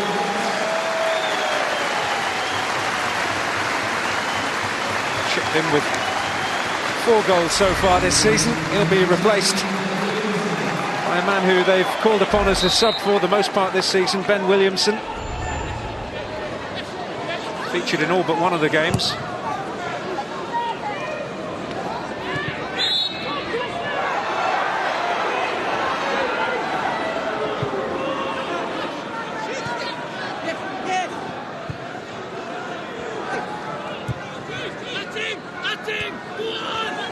Here's Potter. Mullins tearing down that flank, but he uses him by not using him. Constable. Now it's Mullins with the cross.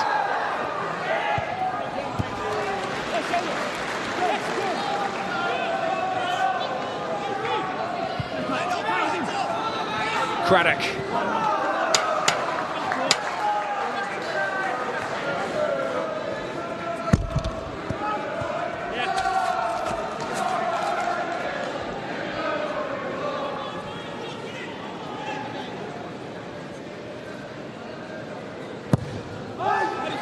Wojciechowski's corner. Again, it's big Clayton McDonald who gets on the end of it. Wojciechowski. Rigg trying to intercept it on its way. Constable. Chapman. Potter. All the way back to right. Capaldi. Or hopeful. And in the end the flag was up for offside, presumably, in any case. It's a busy week of international football on the road to Rio. Portugal against Northern Ireland tomorrow night. Cristiano Ronaldo celebrating his 100th cap. 8:30, Sky Sports 1 HD. And can Wales maintain the momentum in Osijek against Croatia? 6:45.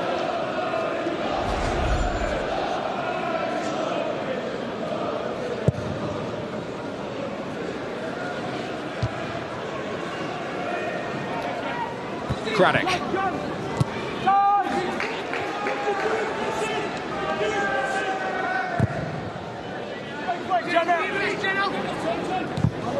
Jennison Myrie Williams.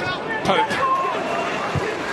Can he pick the pass? Well, Mullins going to ground and the assistant put his flag up straight away. And again, the pass was just delayed a fraction.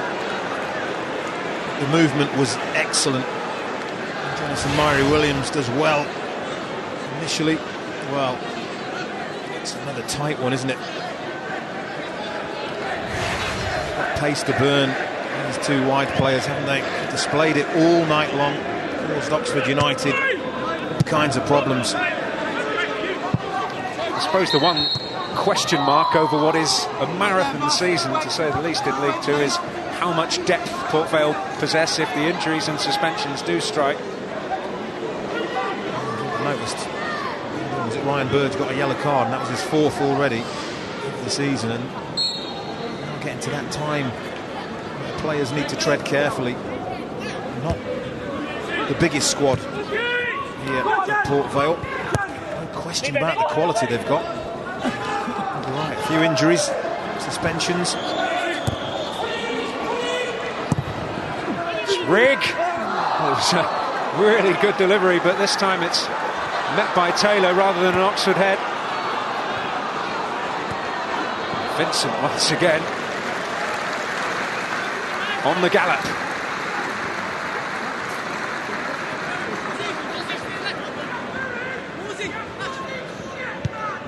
Well, I suppose those critics who have talked about the home form, who are being rather churlish in any case, given their position, can shut up. Well, I think this was an important night for them, I really do. Rigg. Well, he still wants to have a say. Talk about the home form. Had they not won here tonight, that would have left the door open for people to maybe question why they can produce it away from home. And not as much at home, but they have given a wonderful performance, all-round display here this evening. And they'll take confidence from that next time they play here. Craddock. Make sure they keep a clean sheet. Potter. Mullins. Constable. Floated into the hands of Chris Neal.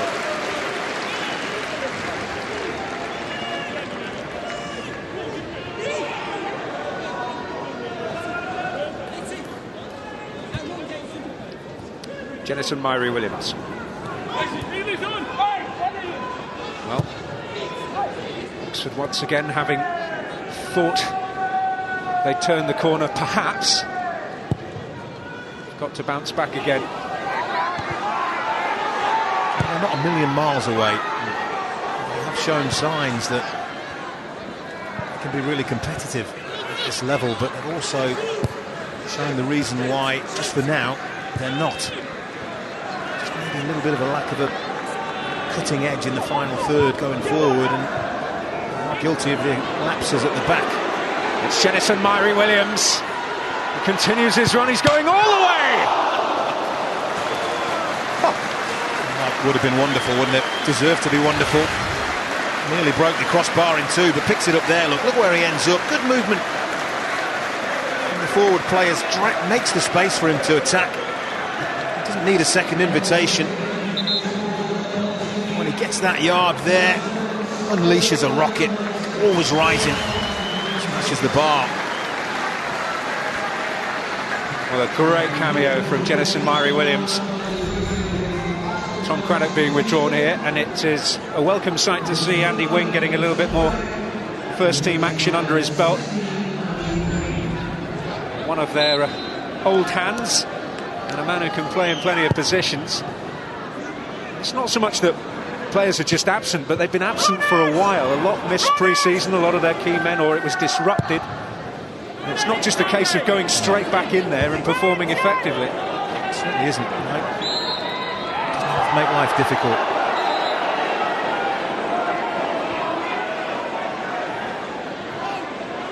The troubles he's endured. He's got to pick up the pieces against Paul Cook-Sackrington. We've seen enough.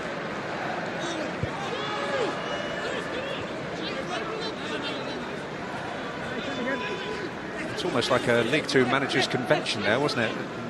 John Coleman, yep. Rochdale also on the agenda very soon for Oxford. Games come thick and fast, don't they? This level.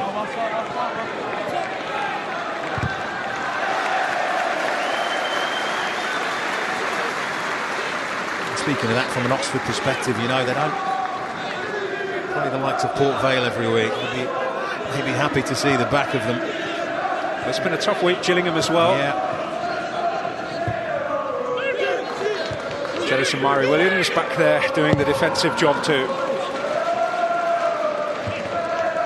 Wing involved. It's a big disappointment as well from an Oxford point of view that Peter Leven couldn't be involved tonight. He's had a knee problem and it had swelled up again this morning, and there was no chance of him playing any sort of part.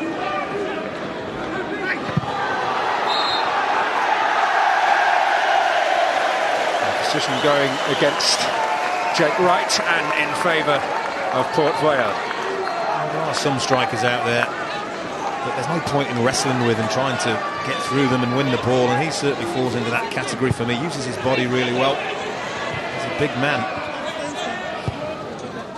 Oh, right straight to the feet of Jennison Murray-Williams. Man on a mission. Morsey. Murray-Williams. Yates and away by Wright. And Shuka.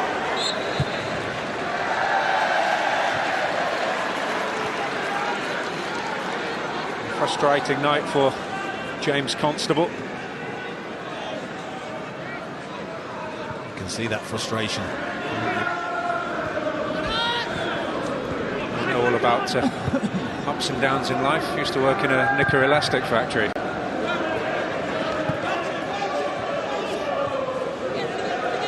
Straight from a Christmas cracker, that, wasn't it? That is my sideline.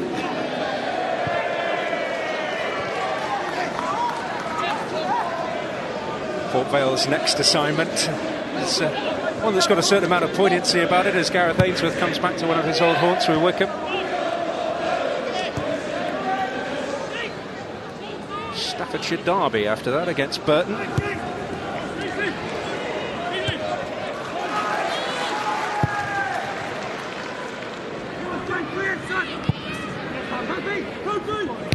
It's Wing. Williamson trying to give Jake Wright a rough time, but turned his team a free kick. Assistant referee literally a yard away. And Williamson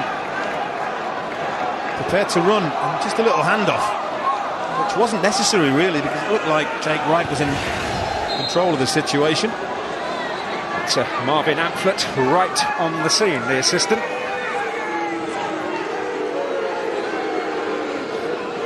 No real argument, no justified one anyway. So Shuka over it.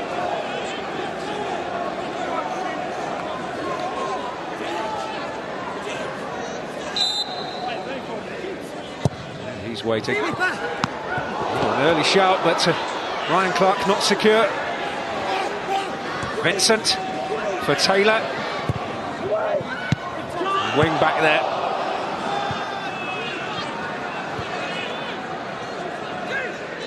Shuka. Morsey. Yates. And enjoying themselves now, Port Vale.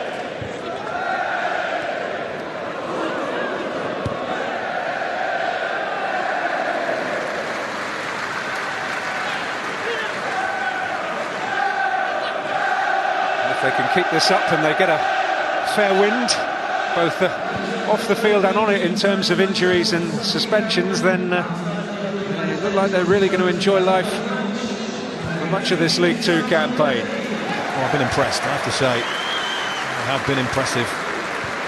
Came into this game as the division's top scorers. Can certainly see why. So came in with a very, very acceptable defensive record as well, and again, can see why. Pope winning his battle. Williamson. And again. He's got to make the most of the opportunities he gets. And Williamson to stake a claim.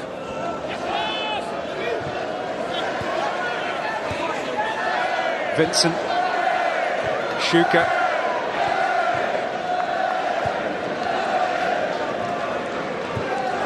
This will be really annoying for Oxford.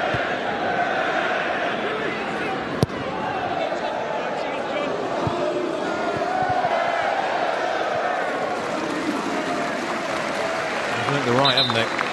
Port Vale to run the clock down, play a bit of keep ball. Tough times for the Oxford boss, but every reason to be enjoying life for Mickey Adams, hoping this year to maybe finish the job he started. Well, also, congratulations. We pass now, can't they? Best start in 43 years to a league campaign.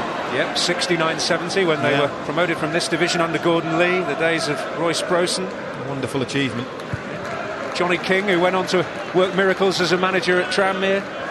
Mick Morris, who Oxford fans of a certain age will also remember fondly, on promotion with them in the mid-60s too. Side that also included a certain Ron Atkinson. Here's Jennison Myrie-Williams. Another really threatening run, and Wright ending it rather unceremoniously. Well, you know what, in his defence, I'm not really sure where the defender can go here, because Myrie-Williams is running so quickly. I suppose he just maybe steps a half a yard across his line. Again, no arguments. I see a yellow card, and that might be more for persistent fouling. That means he'll miss the league game against Accrington.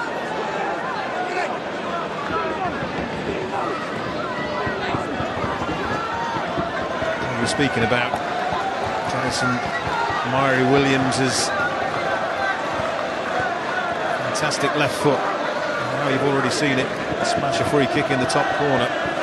Yep, Tranmere in the Johnston's paint.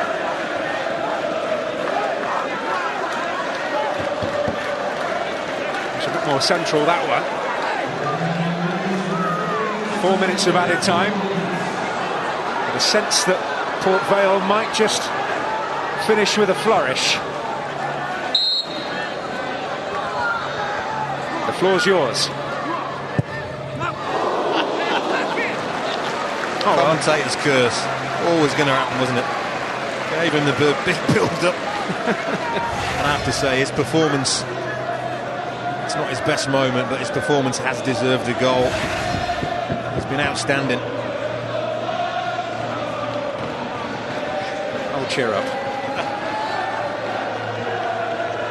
He's had a great night.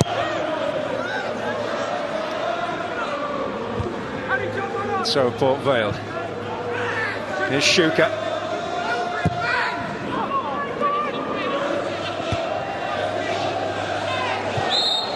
That's a foul by Williamson.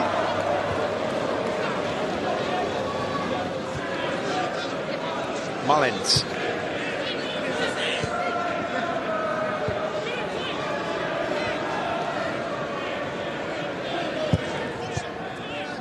to Chapman. Oh, no fall here for Alfie Potter. Can he worm his way through? And just to emphasise how impressive his performance has been tonight, Jennison Myrie-Williams, who was back there defending that situation. It's brilliant. Both wide boys work really hard, both going forward and defending. It's not the first time he's intervened to very good effect in his own penalty box either tonight. Capaldi. Here he is again where he prefers to be, no doubt. Vincent.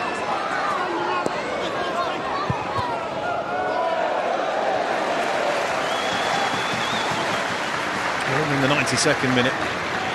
Playing that they've won already. Still burst forward, looking for more. And those two wide players have been pivotal to this victory. Both of them.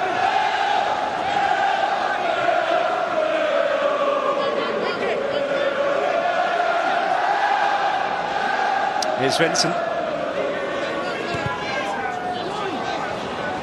No surprise there's no great urgency now, although he's showing plenty of that to try and get the ball back, Vincent. Here's Mullins. Oh, bit of a show of defiance from Johnny Mullins there. Oh, look who's there as well, Tom Pope. That's a centre forward who's already got all these goals for you.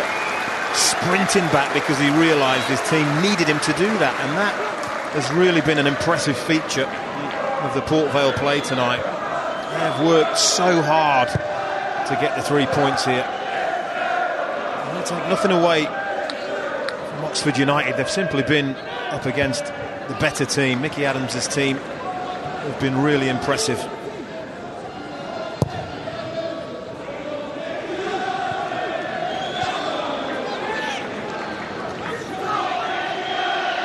It's a familiar feeling, sadly, this season for Chris Wilder. 8 years since they last lost 5 in a row in the league away from home. The days of Graham Ricks. Shuka. Wing. Chapman.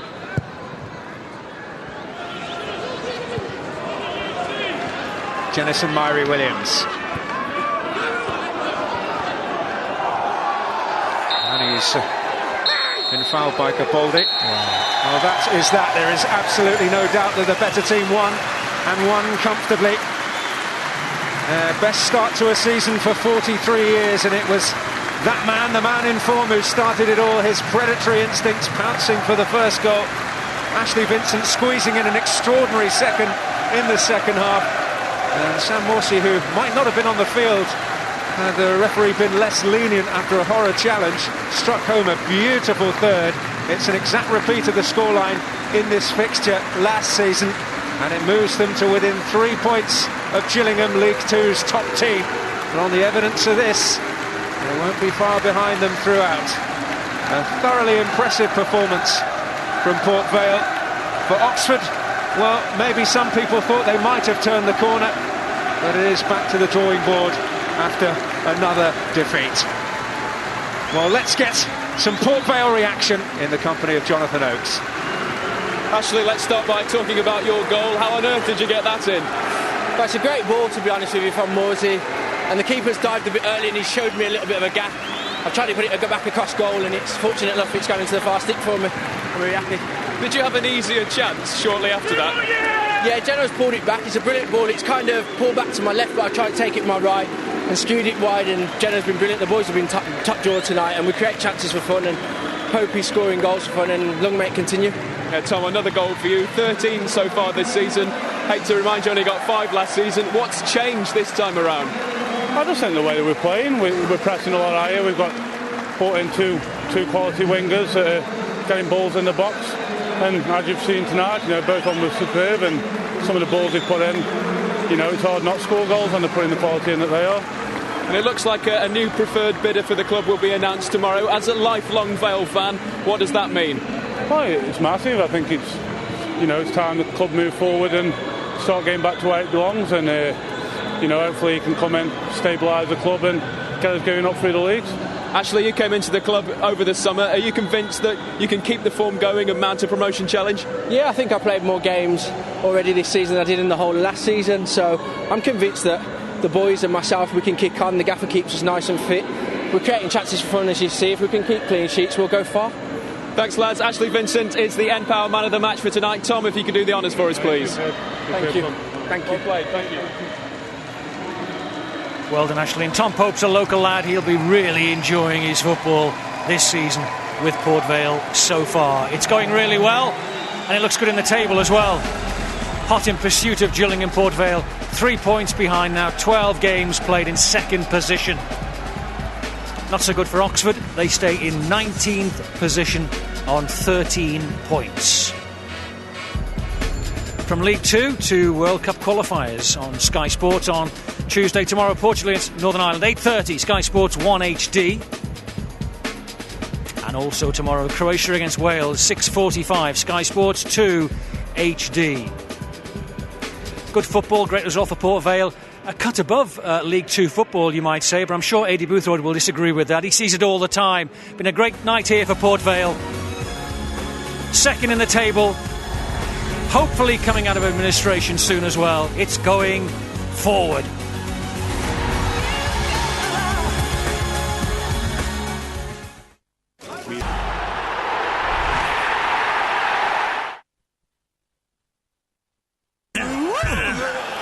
Sponsored by Bet365.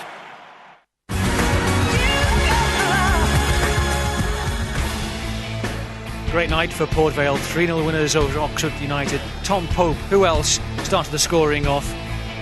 Ashley Vincent made it 2-0 from a tight angle before Sam Morsey made it 3-0. Great night for the Adams family. Mickey is with Jonathan Oakes now. Well, Mickey, you wanted your players to put on a show tonight. Have they done that? Yeah, I wanted them to showcase themselves and us as a team and the second division. You know, I think we've done that tonight. Another goal for Tom Pope, 13 so far this season. What's changed for him this time around? He's getting some great service, you've got to say that. You know, I think that I could have scored that tonight, but he's fitter. He's took everything on board that we wanted from him. He leads the line great, as you've seen tonight, but you have to say some of the service he gets is terrific. And Ashley Vincent's goal, how did he get that in? Well, a difficult angle for me to see. I'd like to see it again, but certainly, you know, it looked as though it was running out of play, but he's got it in, and you know, that's give us the momentum in the second half to go on and win it comfortably.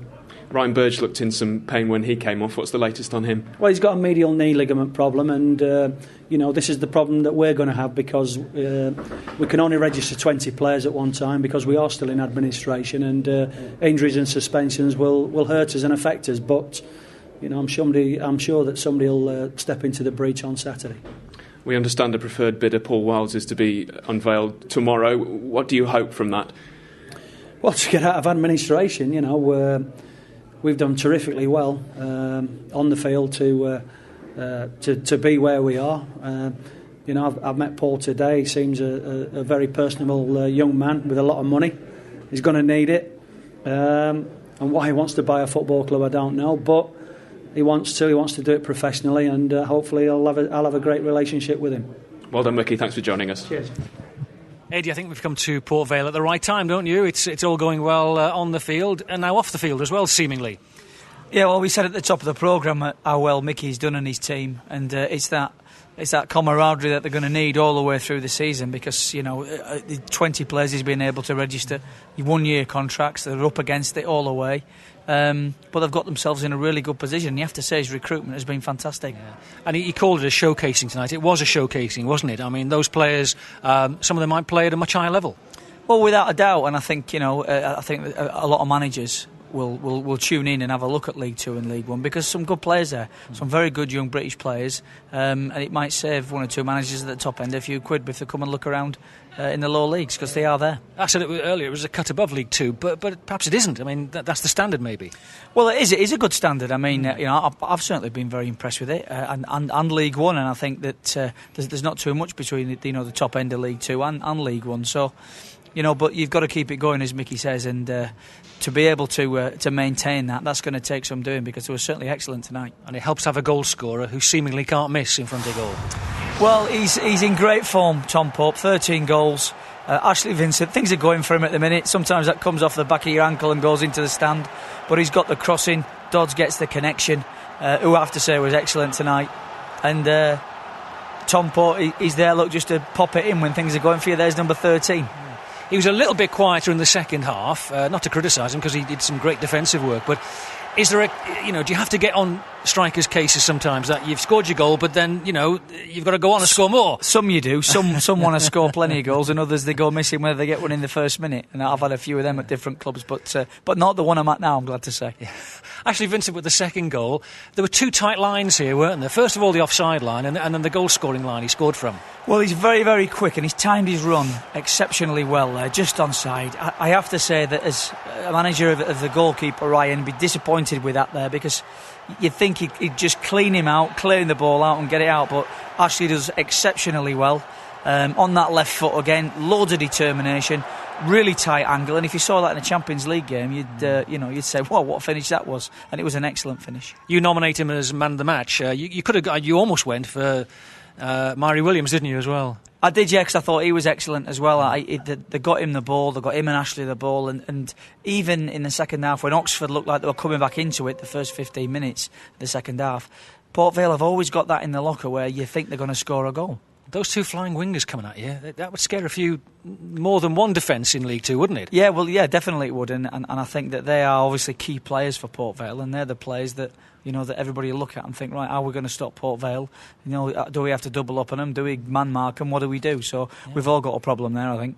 Just before we see a great third goal from Sam Morsey, there's a question about his tackle before that and whether it was yellow or red. It was yellow in the end from the referee. What did you make of it? Well, he's overrun it, hasn't he? And you see this in the Premier League on a Saturday, and you'll think, you've seen players go off for that, and that laws of the game would state that if he shows his studs.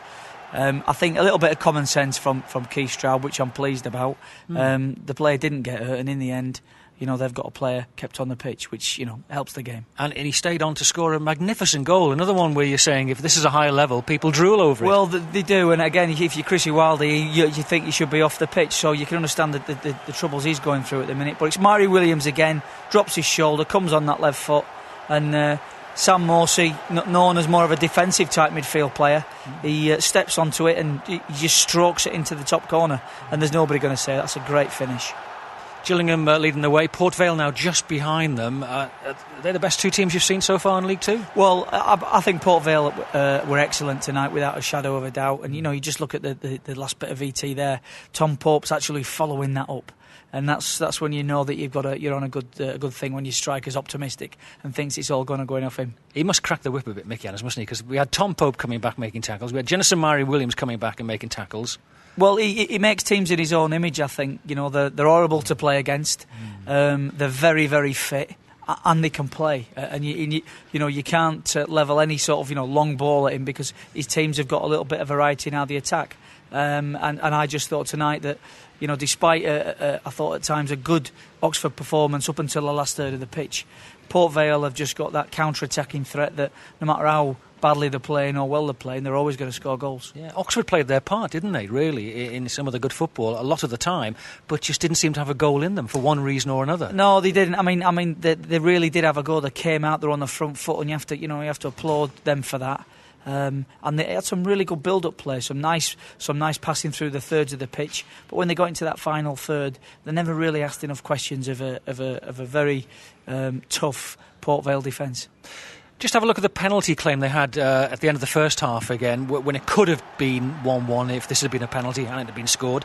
I'm not going to go too heavy on a referee for this, because as a manager who's had a few injuries and you get a chance against a team that's flying high, you probably want that penalty. Yeah. But if it's slowed down like we can see it, I mean, in normal pace, you'd ask for that. I mean, I'd be disappointed if I didn't get that. But when you slow it right down, you see him come across and get his knee onto the ball first, and it's a bad touch from Constable as well. If it's a better touch, a penalty's probably given. Yeah, you'd ask for it on the touchline, surely, as a manager, as you say. But Definitely. When you saw it later, like that, and you were calmer, would you realise it maybe wasn't a penalty? Well, from a manager's point of view, I think when you see them given, and you do see them given for things like that, and you see them not given. There's a little bit of inconsistency, and that would get to me as well. But things are not going too well for Chrissy at the moment. But thankfully, he's getting his players back, and I'm sure that they'll be a lot better for that. It must be very frustrating for him. He's still in the dressing room now, talking to the players. What do you say after losing 3-0? How do you lift them again? Well, you're up against a good team, that's for certain. And the disappointing thing for Chris, I would imagine, is because he's a winner and because his teams have done very, very well over the years. It's one of those periods that you go through as a manager. We all get injuries, and we all, no matter how good or bad you are as a manager, you're going to get injuries, and you've got to be able to ride them out and get through it. And I'm sure he'll do that because he's proved before that he can find a player and make good teams. Yeah. Is the thing about injuries, if they're not too bad, is that, well, I've got him to come back, and I've got his goals to come, and I've got his tackles at the back, and I've got his influence, and you want them back as soon as you can, but it's going to happen, isn't it? Well, it is, but particularly your senior ones, because they connect the younger players and they make, Ashley Vincent made the point at the end there. He's played more games this season than he did all last season for Colchester, and you can see that when he's fit, he's a real handful. But it's keeping the players fit with the amount of games that we've got, and making sure that we get through a season and finish it on a high. But it's just staying with the pack when you have those injuries. That's the thing. Talk about standards in League Two. Good luck with Edgar Davids on Friday. Thank you. Thank you very much. Talking about international football, that's a bit of a surprise, wasn't it, in League Two, seeing Edgar come in? But we've had Paolo Di Canio, haven't we? We have a Mark Robson down there as well, of course. So, they're all difficult games. There's never an easy game. Yeah. For Port Vale, just to finish off with them, things are going great on the field. They've had a really horrible time, haven't they, the last 12 months or so with all the financial problems. I was talking to some of the staff behind the scenes today, and it's been horrible for them. So this possible new owner coming in tomorrow, if it stabilises things and settles everything down, that's got to be great for the club, hasn't it? Yeah, it's got to be great for the club, because there's a lot of people behind the scenes that obviously put a lot in that lose out when a club goes into administration. I don't know about Mickey and his team though, because they seem to thrive in administration. They love it, don't they? So maybe they should just pretend they're in it and get out of it. Yeah, good luck for you and to Mickey Adams as well, and all the best on Friday. Thanks very much, Eddie. Really enjoyed your company. Thanks a lot. So, coming up for you in the Johnson's Paint Trophy, Notts County against Sheffield United on Wednesday, 7:30, Sky Sports 1 HD. But tonight's been about Port Vale. Well done, Mickey Adams. From all of us, goodbye.